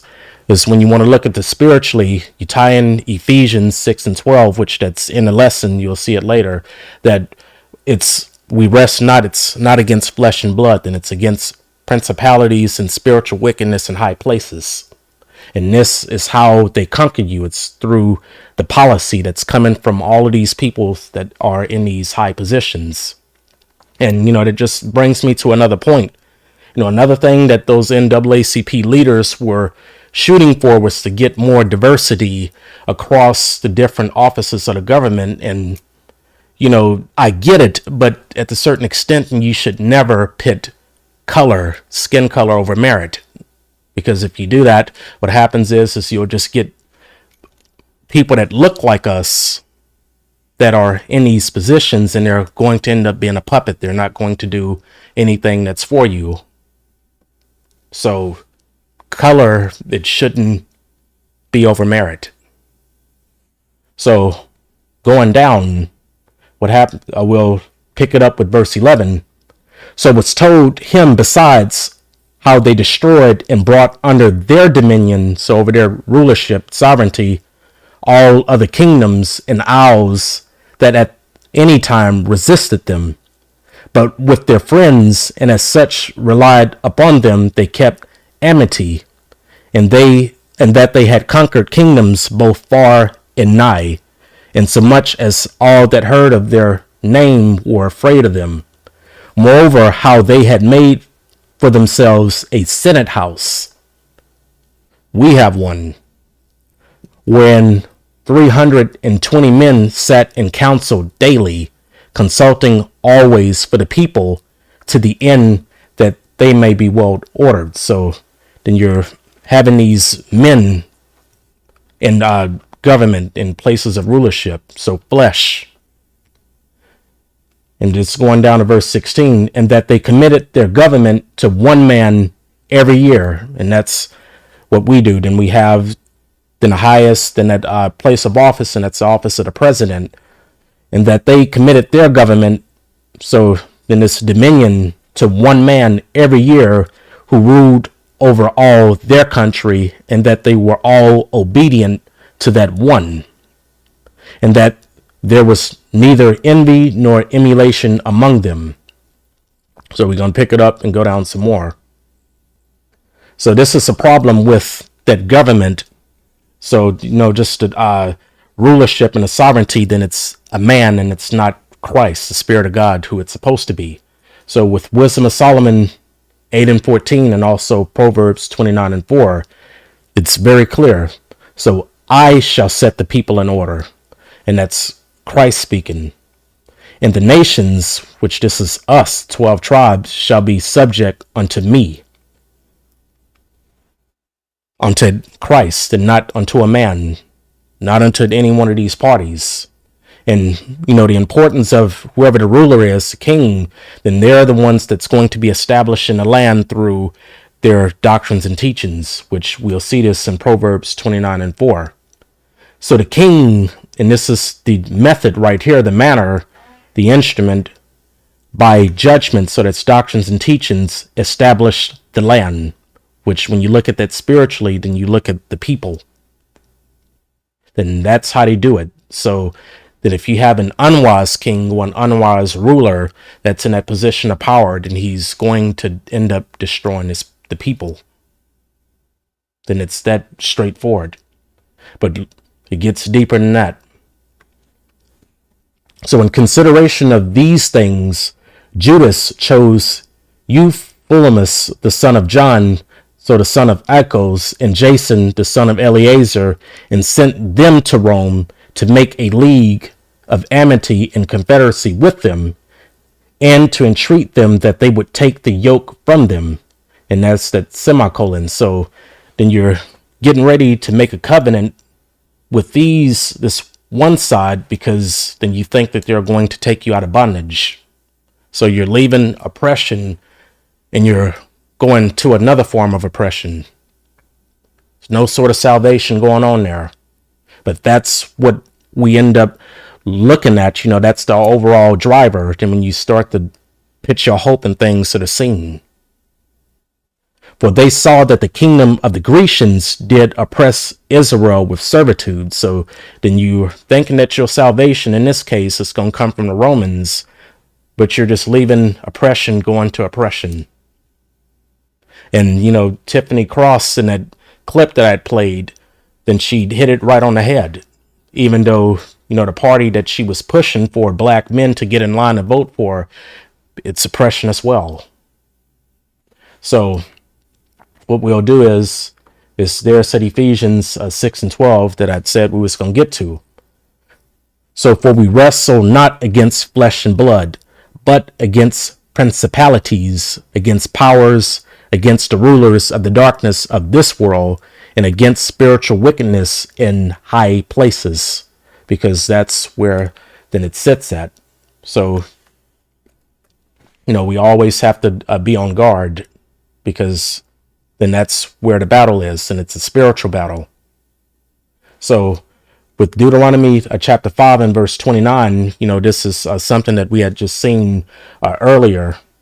So, that they were such in heart in them, and that they would desire me and keep all my commandments, and not desiring man. And, because we do that, we tend to want, a king to be ruling over us. What happens is we're going to end up serving our enemies, which this was one of these predictions that was already recorded in Leviticus and in Deuteronomy.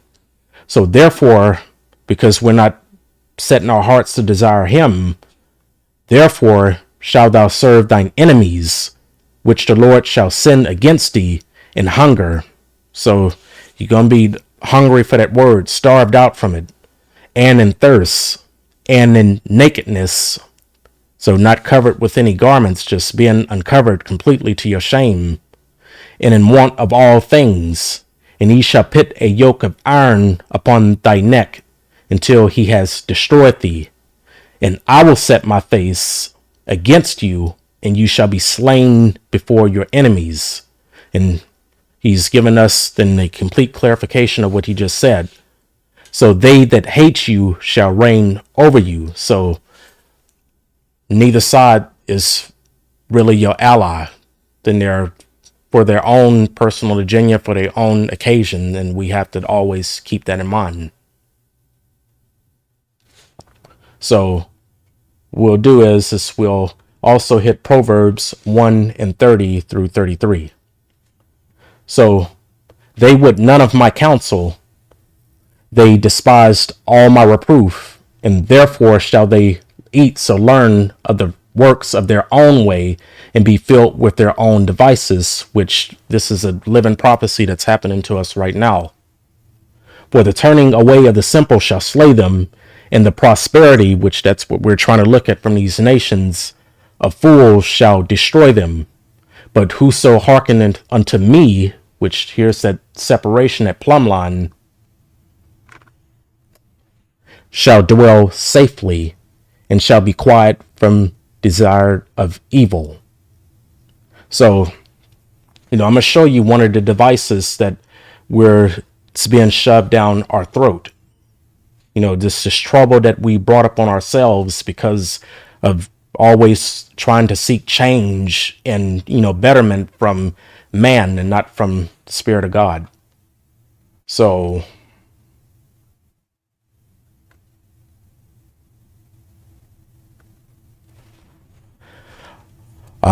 so does anybody know what those new colors are on this flag? And I'm just going to take a second, and if that's nobody knows, then that's cool, then I'll explain it. But just wanted to see, does anybody know what those new colors on the flag, what they represent?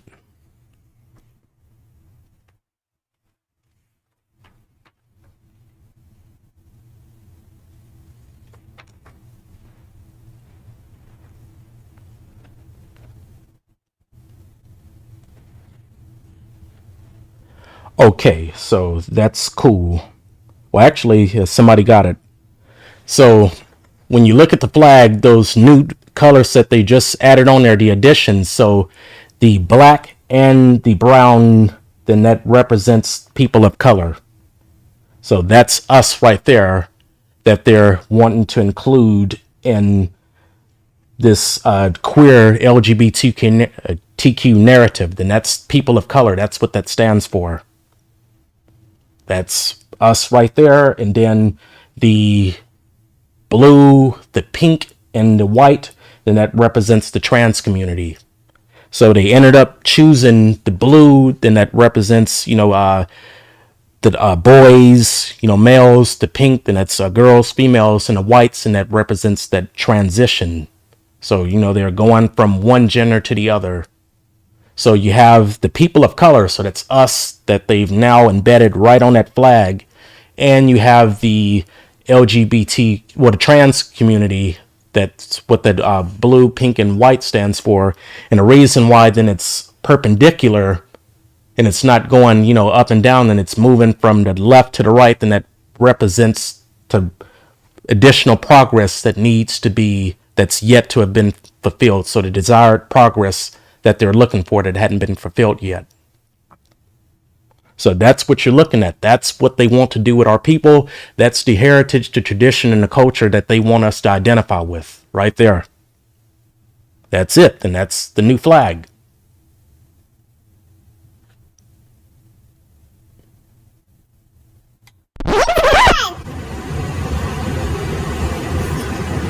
I'll never not be awkward. That's fun for me. Happy Pride, everyone! It's June 1st, the start of Pride Month. Here's what I got going in my classroom.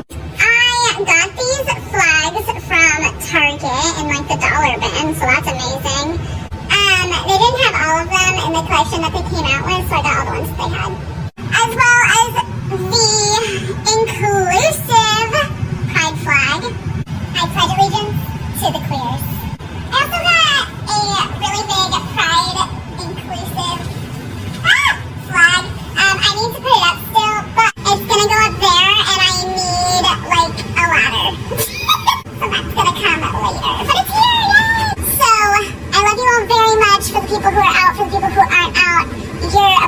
You're loved. You are enough.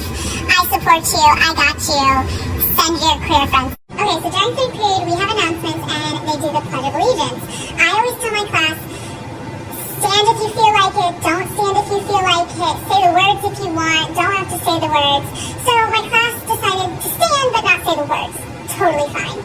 Except for the fact that my room does not have a flag. It used to be there. But I took it down during COVID because and I packed it away and I don't know where, and I haven't found it yet. But my kid today goes, hey, it's kind of weird that we just stand and then, we say it to nothing. And I'm like, oh, well, I gotta find it, like I'm working on it, I got you. In the meantime, I tell this kid, we do have a flag in the class that you can pledge your allegiance to. And he looks around and he goes, oh, that one? Good evening. My name's Anita Karpakian, and I'm here to bring awareness to the emails that had surfaced earlier this month. The one I find most disturbing of all is of a third grade teacher trying to talk about sex with 8-year-old students. These are 8-year-old children that she is trying to hold a sexual orientation class with. A parent shared their concern and their objection to it and pulled their kid out. And instead of this teacher being concerned of what she did wrong, she goes to a district employee and asks for ways of how she can continue to teach sexual orientation to her third grade class. You guys want us to believe that this isn't a propaganda, that no agenda is being held? You guys want us to believe that this isn't a propaganda? That no agenda is being held? This wasn't just any sexuality class. This was specifically designed 3 days a week. She taught LGBTQ curriculum in her class. This wasn't just any sexuality class. This was specifically designed 3 days a week. She taught LGBTQ curriculum in her class. It raises the question, how many of those students are excelling in that classroom? Is everybody in that class getting A's in math, English, grammar, social studies? That we can dedicate 3 days a week to teach 8-year-olds about sexual orientation? I don't care what kind of sex is being discussed. The word sexuality, nudity does not belong in the ears in a classroom of 8-year-old kids. And when a parent showed their concern, what does this teacher do? Completely disregards and goes behind the parent's back trying to find ways of how to continue these lesson plans? The level of disrespect that has been shown to Christian conservative parents is becoming very obvious. The board is not listening to what we are saying. Because if you guys want to talk about including all, listening to all, every student matters, our kids matter too. And we don't want those subjects being taught to children who are just 8 years old. And the topics get worse and worse and the subjects get more detailed. And I'm sorry, are we doing Bible studies in classrooms? No, we're not, right? So why is this a certain agenda being pushed into the classroom?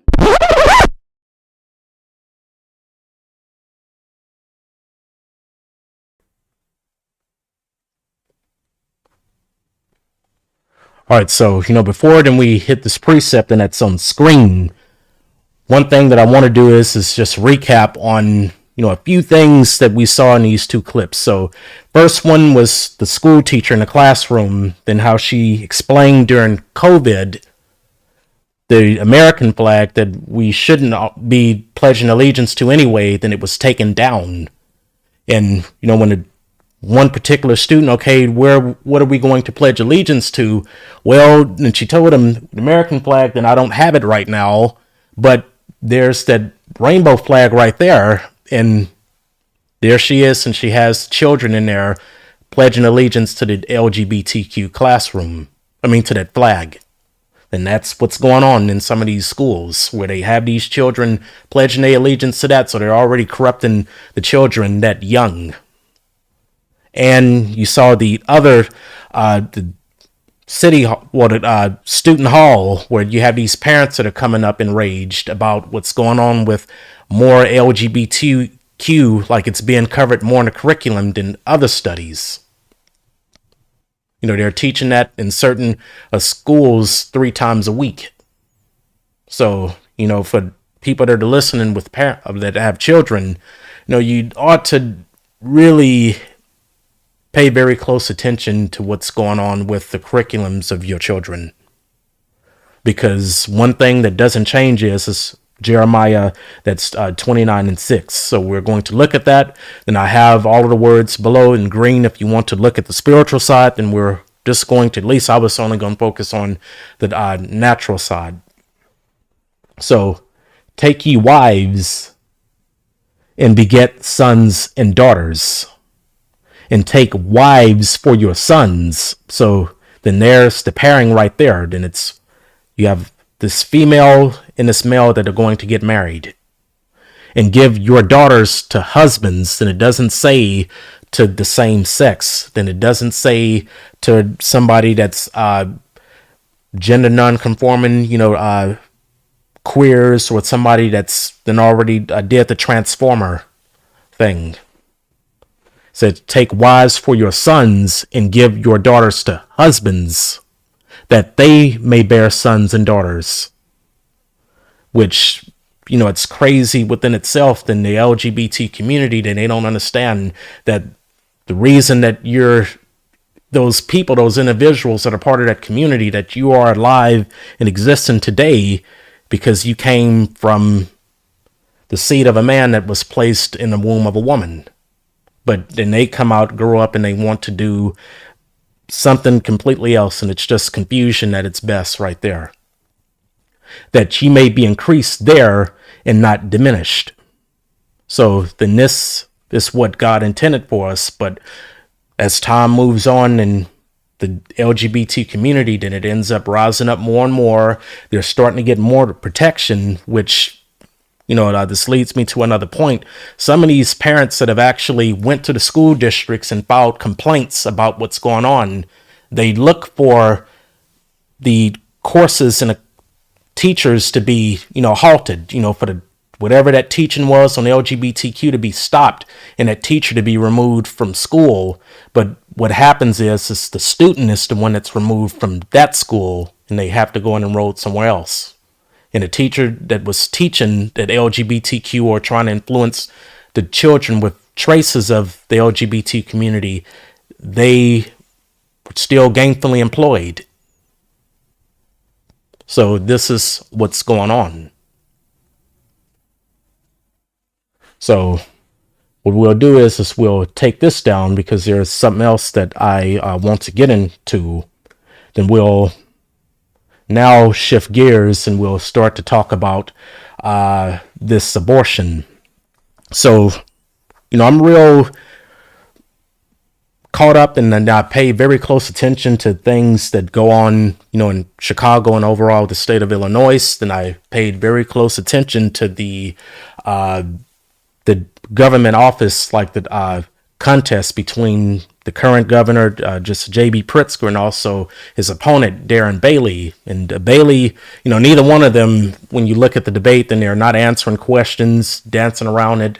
And neither one of them, they seem to have a sort of a plan set for the betterment of the state and also, the cities that are there. But Bailey, then the big reason why he ended up losing the government office over there was because of his stance on abortion. Then just right after, then he was questioned about that and pressed, and it was just like his chances, and it was done just like that. And we're going to get ready to look at this abortion, and from that then we'll move on. State Senator and Republican candidate for Governor Darren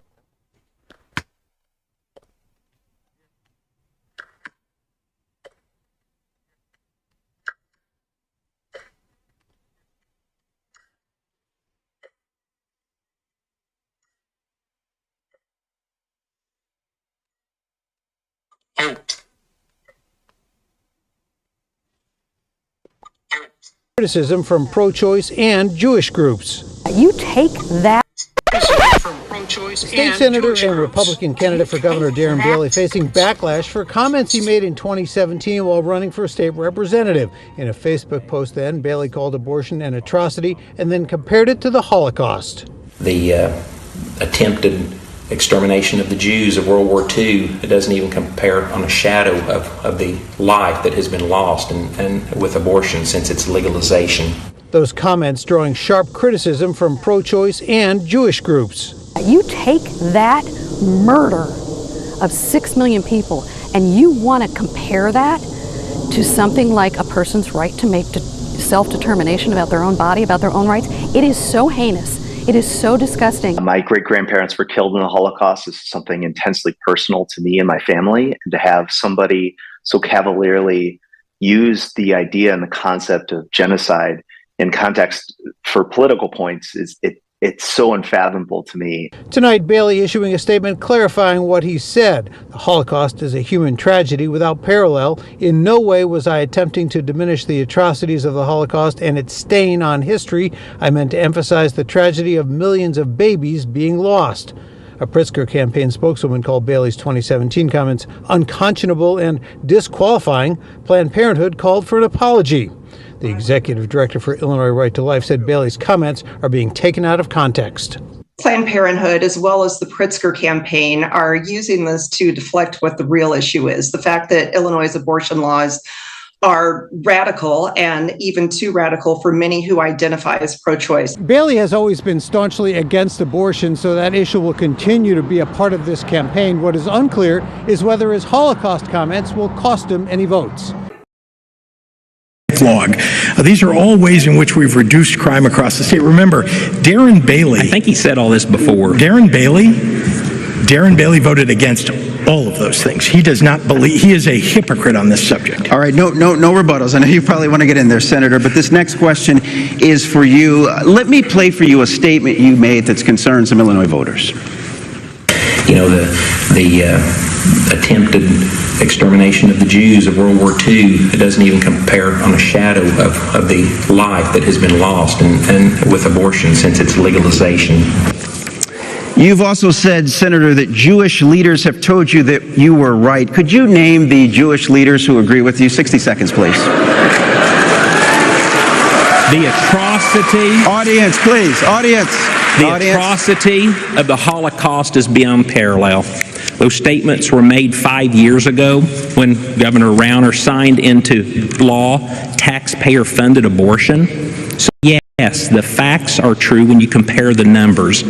I don't, skewing that out of control like the liberal press has done is actually a shame.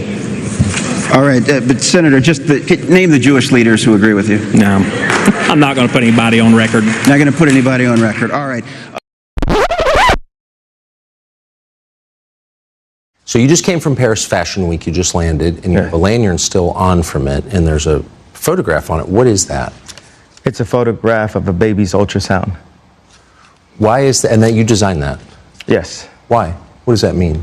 It just represents life. I'm pro-life. Boy, so you wear it on a badge. What kind of response do you get? And good, amen. I agree. I don't care about people's responses. I care about the fact that there's more black babies being aborted than born in New York City at this point. That 50% of black death in America is abortion. So I really don't care about people's responses. I perform for an audience of one, and that's God.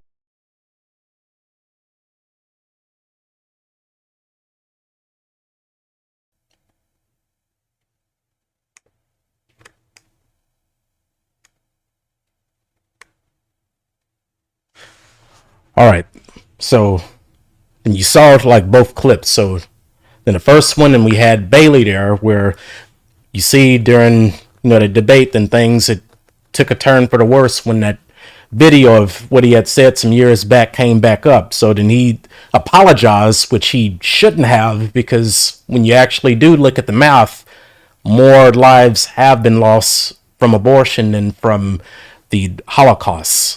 Since the Roe versus Wade, and that was first incepted in when it was first incepted, and over 63 million lives, and that's been lost. And then when you look at the number of lives that are just, the black community, black lives, then that's 1/3 of that 63 million. So that's 21 million so far. So Holocaust, which, Elder Denise covered that already in his anti-Semitism teaching.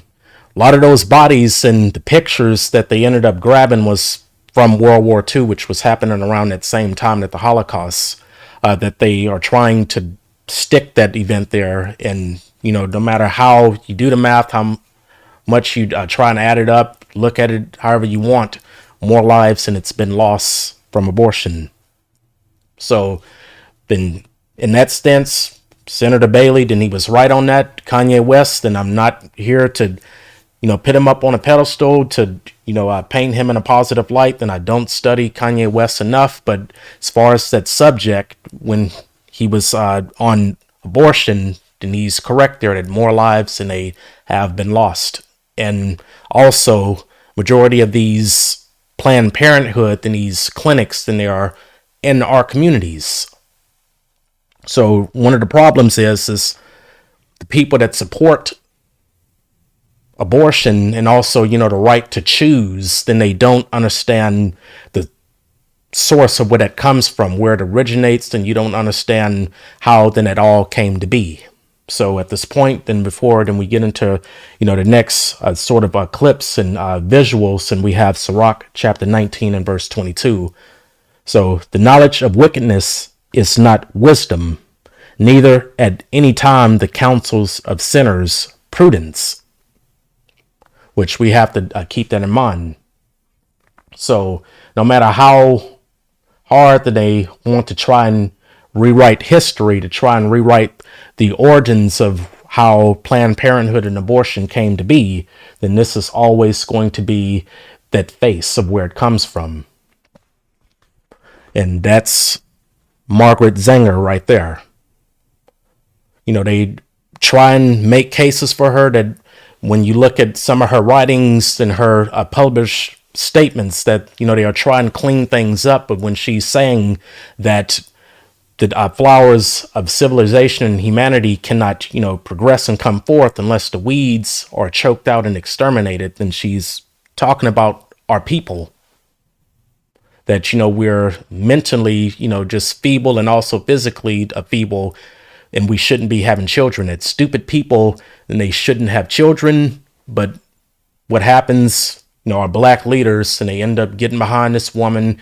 They join forces with what she's trying to push, and look at what's happened today. Then we have all of these Planned Parenthood clinics, all predominantly where our communities are at. And you have to think about a lot of the children that could have grown up to have been prophets or evangelists, teachers, could have been doctors, could have been, great people that never had a chance because they were already murdered straight from within the womb.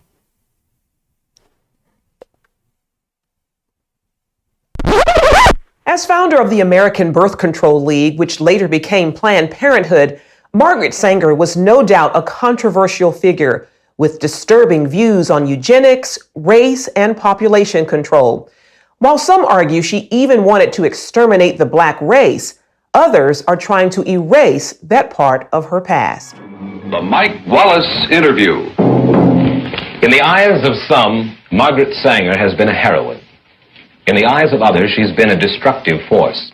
In her own words, Sanger pushed for a society that limited births to those she deemed fit to have children. Well, I think the greatest sin in the world is bringing children into the world that have disease from their parents, that have no chance in the world to be a human being, practically. Delinquents, prisoners, all sorts of things just marked when they're born.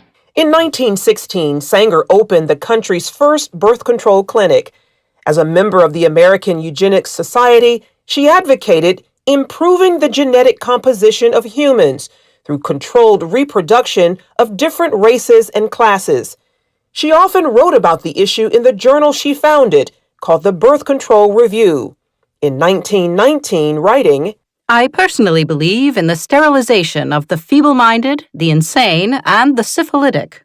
The most urgent problem today is how to limit and discourage the overfertility of the mentally and physically defective.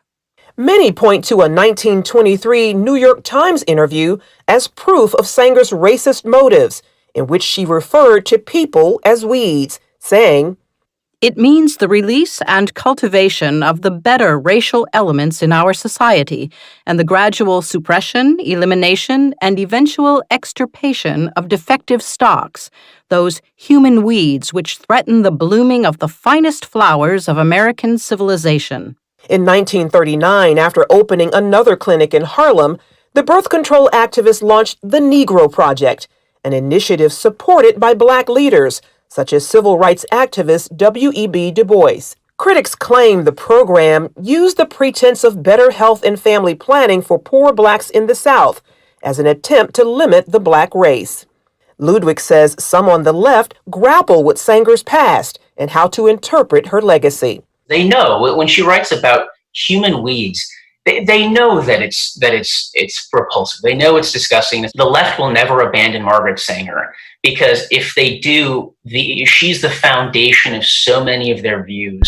Ludwig says some on the left grapple with Sanger's past and how to interpret her legacy. They know when she writes about human weeds, they know that it's repulsive. They know it's disgusting. The left will never abandon Margaret Sanger because if they do, she's the foundation of so many of their views.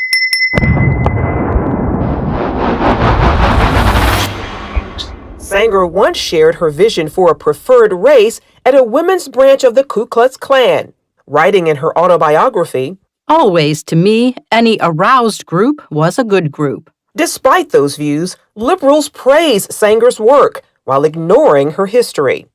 I admire Margaret Sanger enormously. Her courage, her tenacity, her vision. I am really in awe of her.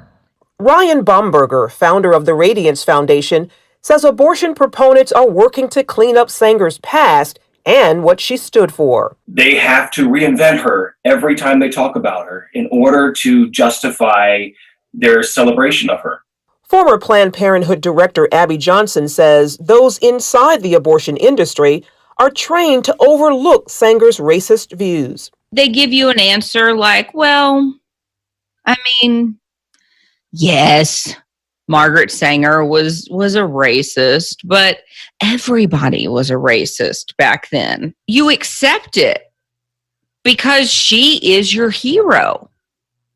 And she has to be your hero. You cannot question Planned Parenthood.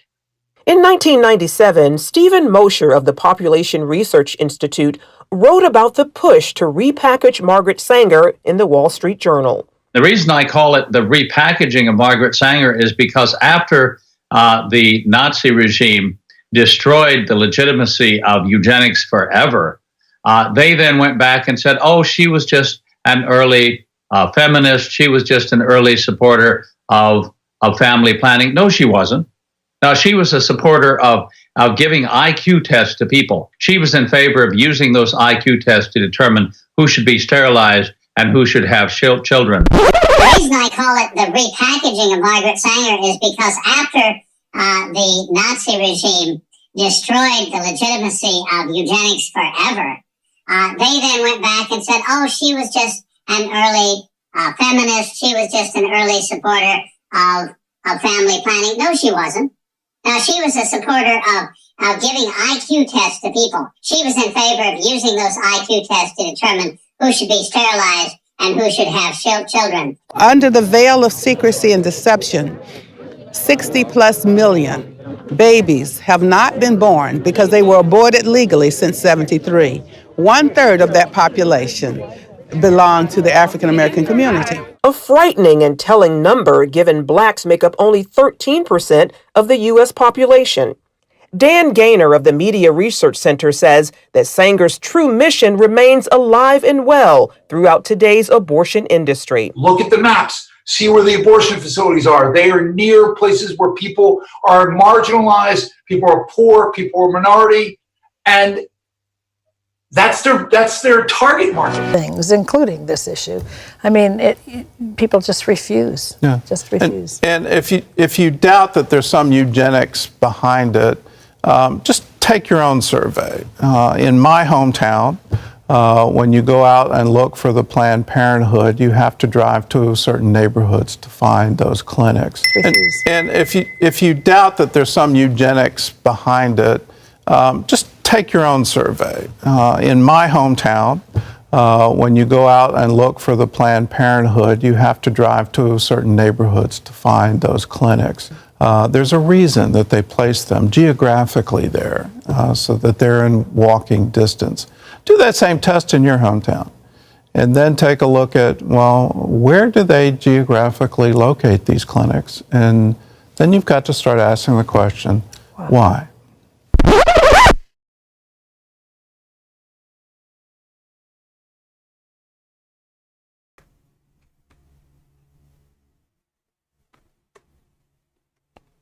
All right, and we're back.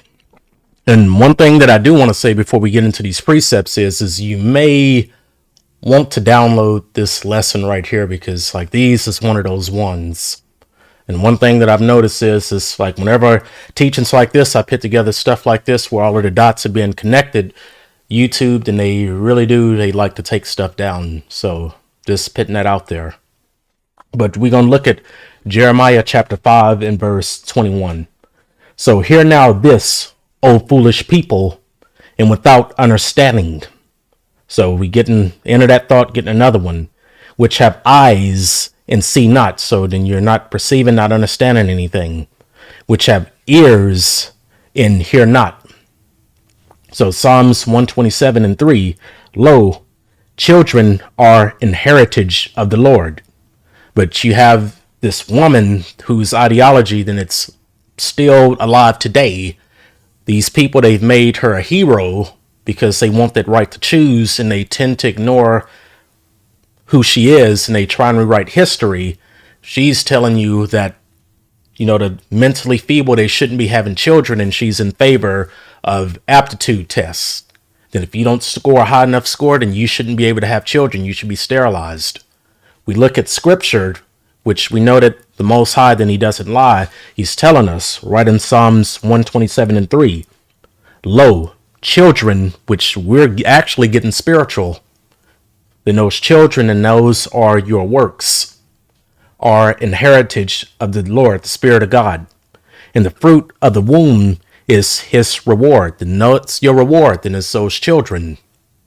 And you don't want to be that tree that only has the leaves and you don't have the fruit there. Then those children, and that's your heritage, and the fruit of the womb, that's your reward. Then the last thing that you want to do is when we get to the end of our appointed time, then you stand before the Creator and you're empty. Then you ain't got no sort of fruits on your tree. So we're in a parable right now. So we have Luke 8 and 11. So now the parable is this. So the seed is the word of God, which we know that. If we look at this naturally, then that seed, then that's that sperm, that conception that brings forth a child. We look at the spiritually, that seed, then that's the word of God. So getting ready to enter into deeper waters, and we'll look at Matthew, and we'll go to chapter 21 and verse 19, and Mark 11 and 20 through 22. And when he saw a fig tree in the way, so he came to it, and found nothing thereon, but leaves only, and said unto it, so let no fruit grow on the tree henceforth forever. And presently the fig tree withered away. And in the morning, as they passed by, they saw the fig tree dried up from the roots. So then it's cut off, separated. And Peter, calling to remembrance, said unto him, Master, behold, the fig tree which thou cursed is withered away. And Jesus answering said unto him, so have faith in God. So, you just don't want to be the one where you look the part, but you don't have those works. Then that is your reward. So just getting deeper into this, we have James 2 and 17. Even so, faith, if it has not works, is dead, being alone. Then that's why you just don't want to have the leaves, but you don't have the fruit there. Those children, then they are a good thing that comes from the Lord. But we, then this is what happens when you get behind the spiritual wickedness that's in these high places, and it'll cause you to end up on the wrong side of the plumb line. So what we'll do is now then we have Exodus 23 and 15. So thou shalt keep the feast of unleavened bread. So thou shalt eat, so learn unleavened bread 7 days, so that's until completion, as I commanded thee in the time appointed of the month Abib. For in it thou camest out from Egypt, and none shall appear before me empty. So, in your quiver, you got to have those arrows there. And you got to have these children. You got to have those fruits on your tree. So, before we move further, then I just want to make sure that, nobody is lost. Is anybody that's listening not understand what's going on? No, if you do understand what's going on, put yes. If not, say no.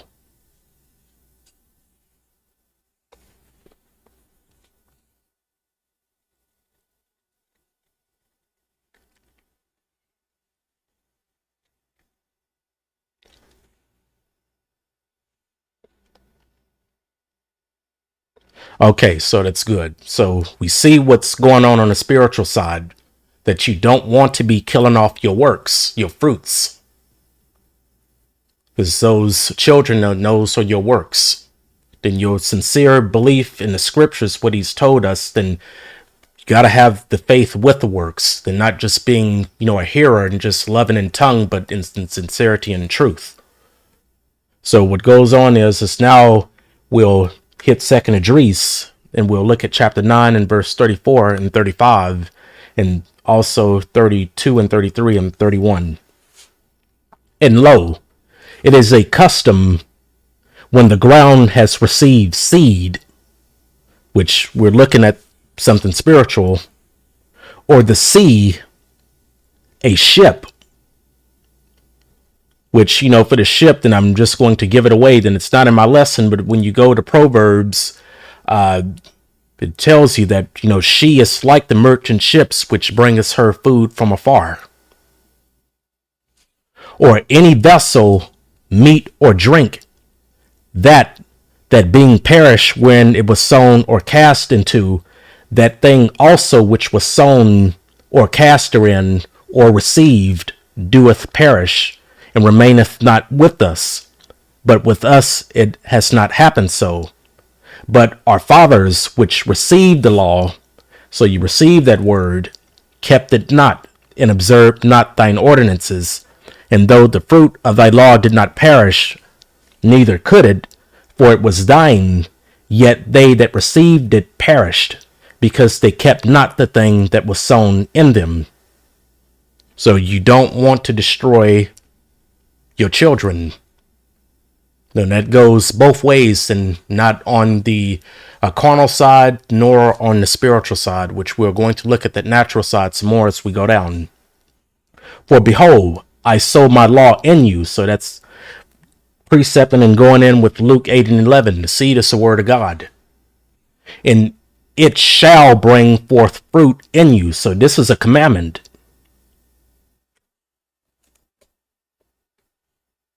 And you shall be honored in it forever. So that's your reward.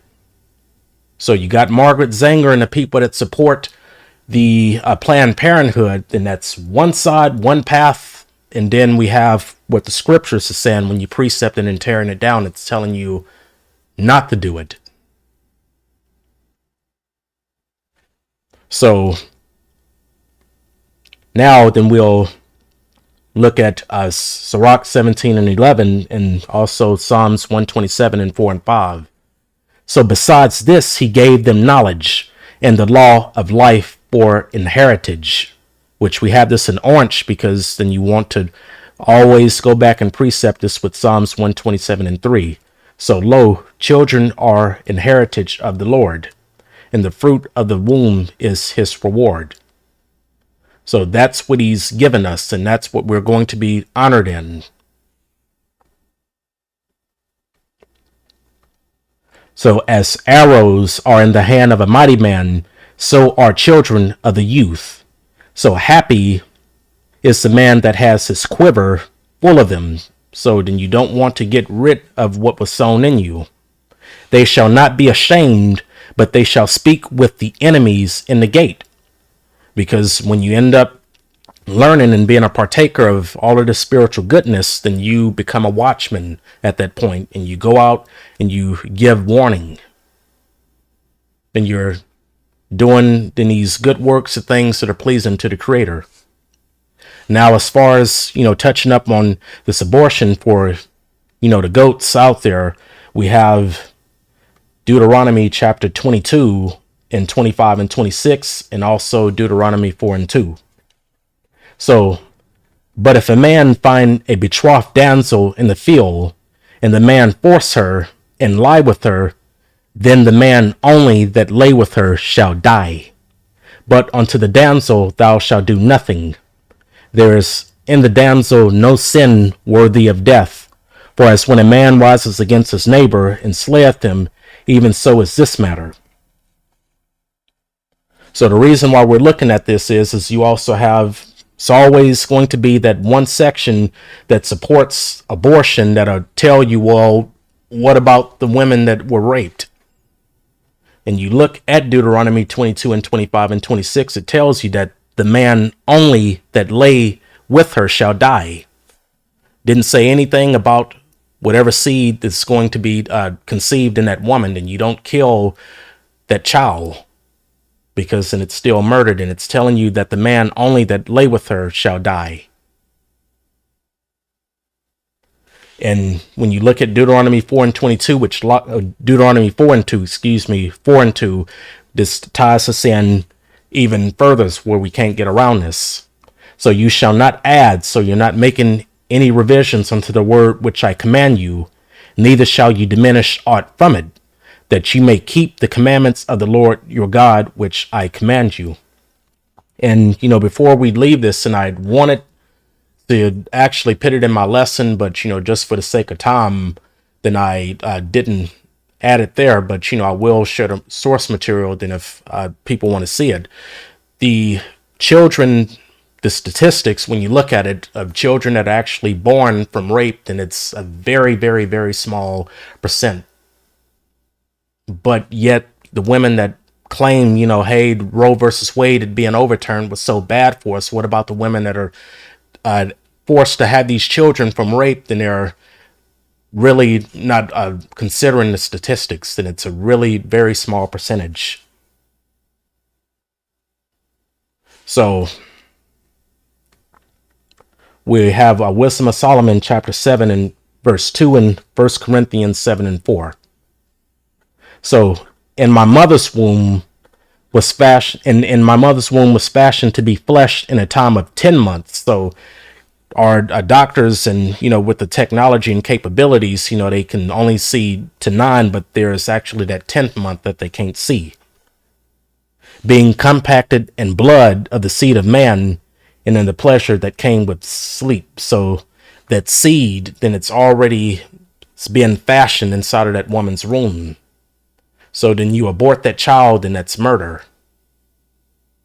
So the wife has not power of her own body, but the husband, and likewise also the husband has no power of his own body, but the wife. But yet many of these women that support abortion, and they'll tell you then it's my body, my choice. So, last but not least, just coming off of this, then we'll get to our final topic, and we'll end up wrapping this one up. So now then we're getting ready to look at this anti-Semitism. Then this is another thing that I wanted to touch up on briefly, and then we'll end up wrapping this up and closing this out because then we're already 2 hours and almost 30 minutes going in, and I'm very sorry about that, but let's go on ahead and get moving. So the first thing that we'll look at is we'll look at the actual Anti-Semitism Awareness Act of 2019. So here it is, and you can find this from the congress.gov bill and just search it up and you'll find it. So here's the findings. So Congress makes the following findings. So the Title VI of the Civil Rights Act of 1964, which is just Title VI, is one of the principal anti-discrimination statutes enforced by the Department of Education's Office for Civil Rights, and it prohibits discrimination on the basis of race, color, or natural origin, and that's what it does. But when we look at what the Department of Justice and Education has concluded, they're telling you that Title VI prohibits discrimination against Jews, which problem with Kyrie Irving and also Nick Cannon and even Kanye West, then if they would take this to court, because this right here, then this can all be proven through scripture who the Jews are and the distinction between Jews and Jewish, then these folks that always claim anti-Semitism, whenever one of our people, they start to speak too much, then they wouldn't have a leg to stand on, because it's Jews and Jewish with the suffix on there, then these are one from another. They're not one and the same. But the Department of Justice and the Department of Education have properly concluded that Title VI prohibits discrimination against Jews. So Muslims, Sikhs, and members of other religious groups, when the discrimination is based on the group's actual or perceived shared ancestry or ethnic characteristics, or when the discrimination is based on actual or perceived citizenship or residence in a country whose residents share a dominant religion or a distinct religious identity. And when you look at 7, this is, one of those other catchers right here.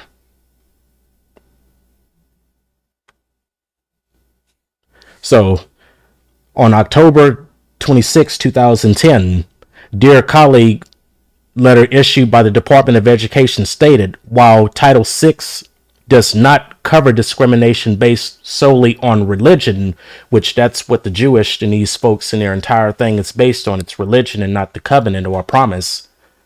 Groups that face discrimination on the basis of actual or perceived shared ancestry or ethnic characteristics may not be denied protection under Title VI on the ground that they also share a common faith. So then that's what you have to prove. Then if you want to end up getting out of these false anti-Semitism cases that may come upon you for sharing the truth, that it's telling you right here that it doesn't cover discrimination based on religion. So what we'll do is we'll take this down and we'll get into our first precepts. So we have John 4:22 and Titus 1:14. So you worship you know not what, which that's the truth in this case right here for them. So we know what we worship, for salvation is of the Jews. Then it didn't say Jewish. And also, when you want to get more into the weeds with this Jew, which then it's been covered, that J, then this is the newest addition to our alphabet, then it wasn't always there. So then this Jews, which Elder Johnson, he's covered it in that his 2 anti-Semitism teachings, then it ends up becoming ew, which that's then a female sheep. So here's that distinction from the Jews, from the Jewish. So Titus 1:14. So not giving heed to Jewish fables and commandments of men that turn from the truth. So you have one and then you have the other that's different from that one. But they base everything off of flesh. They look at things outwardly. So what we'll do is we have Romans 9 and 7 and 8. So neither because they are the seed of Abraham are they all children, but in Isaac shall thy seed be called. Then it's based on a promise. So that is, they which are the children of the flesh, these are not the children of God, but the children of the promise are counted for the seed. Then he only made a promise with one nation of people. And, one thing that we'll look at is also, before then we get in deeper into this, then we'll take this down.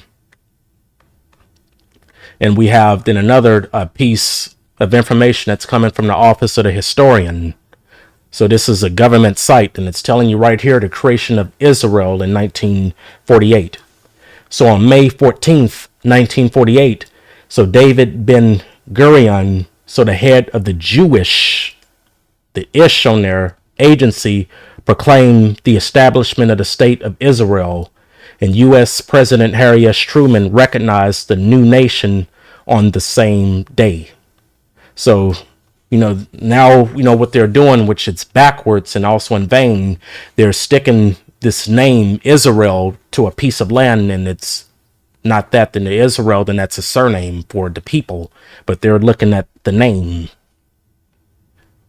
to pit it to the land. So right from that piece from the Office of the Historian that tells you right there in Isaiah 66 and 8. So who has heard such a thing, or who has seen such things? Shall the earth be made to bring forth in one day, or shall a nation be born at once? Which we seen that Israel, then how in exactly what year and time that it was recognized.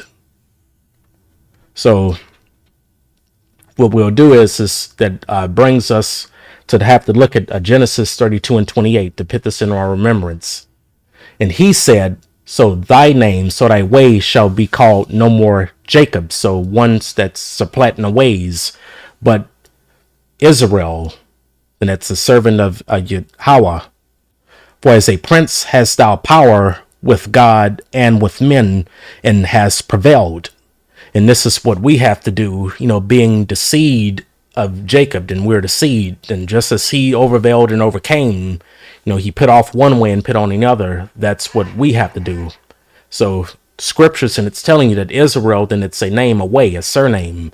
But Jewish people, then they're looking at that as like the name of their land, their territory. So they're doing it all outwardly and not spiritually. So we have Romans 2 and 28 and 29. For he is not a Jew, which is one outwardly, neither is that circumcision which is outward in the flesh, but he is a Jew, which is one inwardly. Then it's an inward thing, it's spiritual. And the circumcision is that of the heart and in the spirit, and not in the letter. So it's not a flesh. And we have that semicolon, and we'll leave that right there. We'll just stop there. So right here where then I have it in red, and you see the difference. Then that Jew, then that's a follower of Christ. And then we have the Jewish with that suffix there, then it's having a touch or a trace thereof. So, I'm going to show you some examples right here.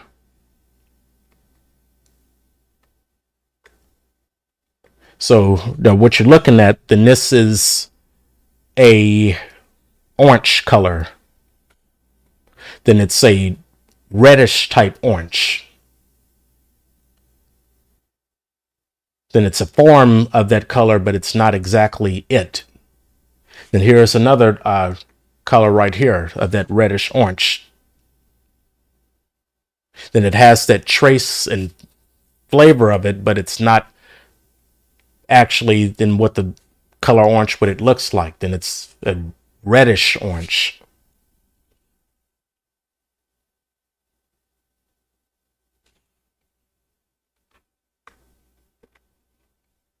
So, here's, just one of those examples. So we have Genesis 46 and 10. So in the sons of Simon, So we have Jamil and Jamin and Ohad and Jachin and Zohar and Shaul, so the son of a Canaanitish woman. So then this is this woman that's acting like a Canaanite.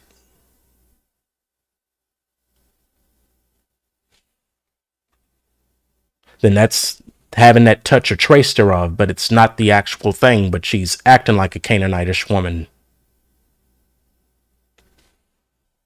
So what we'll do is now, as far as touching up on how they've recognized this land of Israel over there overseas, there's another thing that, you know, people like Kyrie Irving, also Nick Cannon and Kanye West, and they could also stand on this right here where their foot wouldn't slip.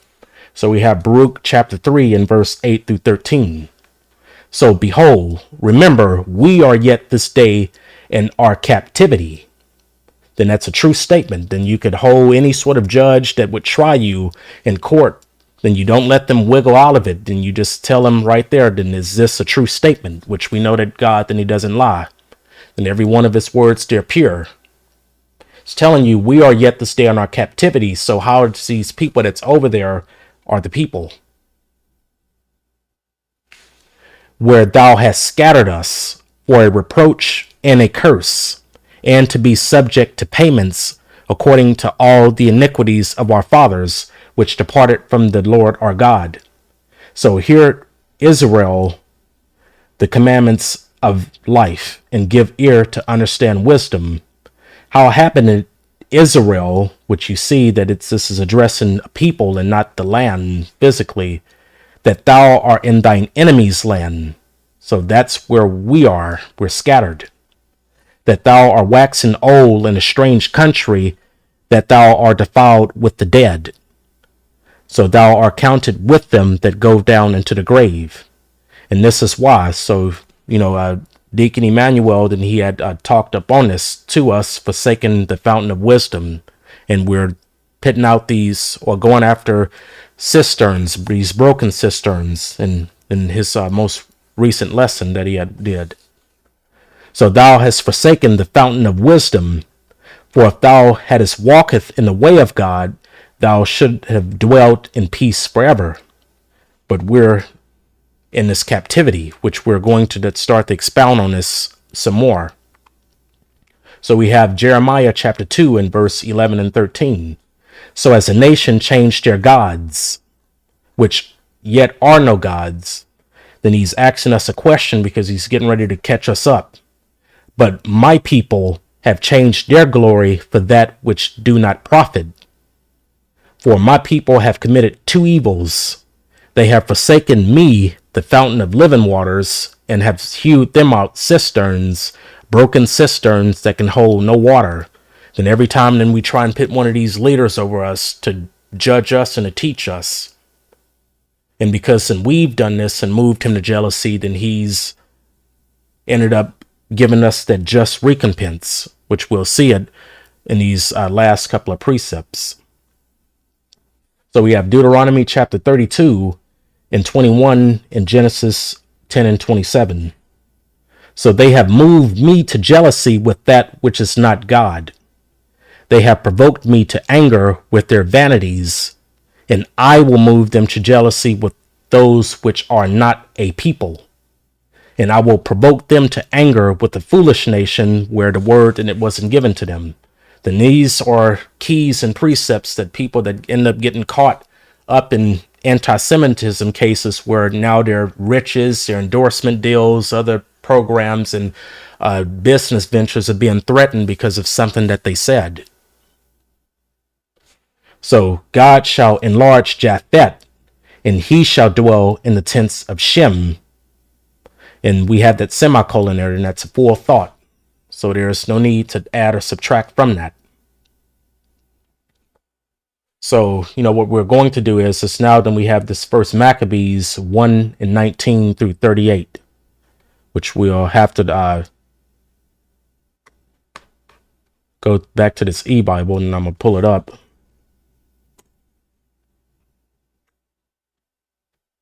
So first Maccabees 1, and we'll go to verse 19 through 38. And I'm going to read this carefully so we can all, I'm not rushing or going over anything fast.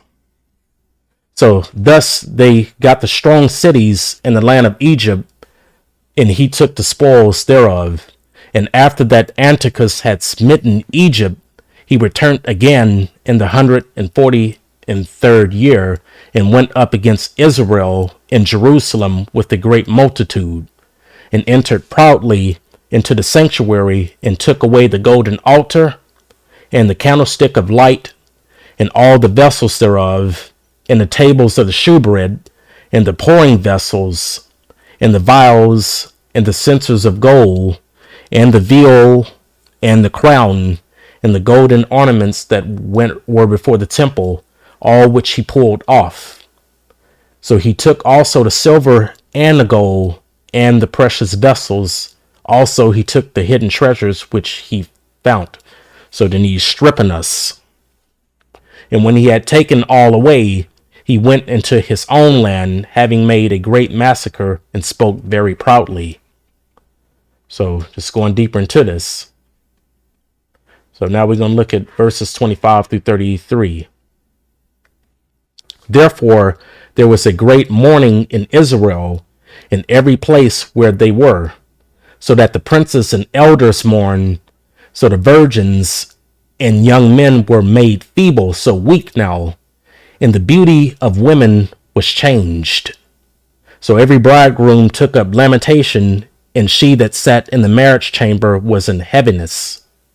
Which, you can tie this to what the parable that was spoken with in Idris. So the land also was moved for the inhabitants thereof, and all of the house of Jacob was covered with confusion. And after 2 years fully expired, the king sent his chief collector of tribute unto the cities of Judah, who came unto Jerusalem with a great multitude, and spoke peaceably words unto them, but all was deceit. For when they had given him credence, he fell suddenly upon the city, and smote it very sore, and destroyed much people of Israel. And when he had taken the spoils of the city, he set it on fire, and pulled down the houses and walls thereof on every side. So you see how we're being brought down to nothing. And when he had taken the spoils of the city, actually, that's verse 32. Okay, but the women and children took they captive, and possessed the cattle. Then builded they the city of David with a great and strong wall, and with mighty towers, and made a stronghold for them. And they put therein a sinful nation, wicked men, and fortified themselves therein. Now then we hit these last set of precepts. And they put therein a sinful nation, so wicked men, and fortified themselves therein. They stored it also with armor and victuals, and when they had gathered together the spoils of Jerusalem, they laid them up there, and so they became a sore snare. For it was a place to lie in wait against the sanctuary, and against evil adversity to Israel.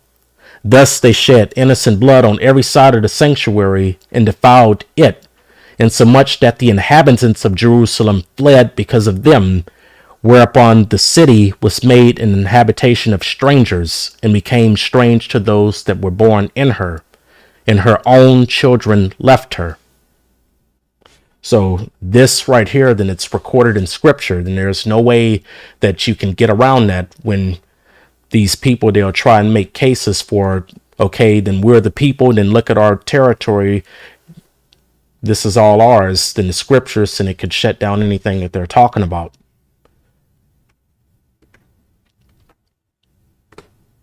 And we have that Zechariah chapter 9 and verse 6. So when a bastard shall dwell in Ashdod, which that's Tel Aviv, Israel, and I will cut off the pride of the Philistines. So, with that being said, I do have more precepts that I wanted to show on the anti-Semitism, but I'm just being led to save that for another time. Before then I head on out, then I just wanted to make sure that everybody is good. Then I know that this was a very long teaching. I just encourage you all just to go back. But before then I head on out, just wanted to make sure that everybody is all right.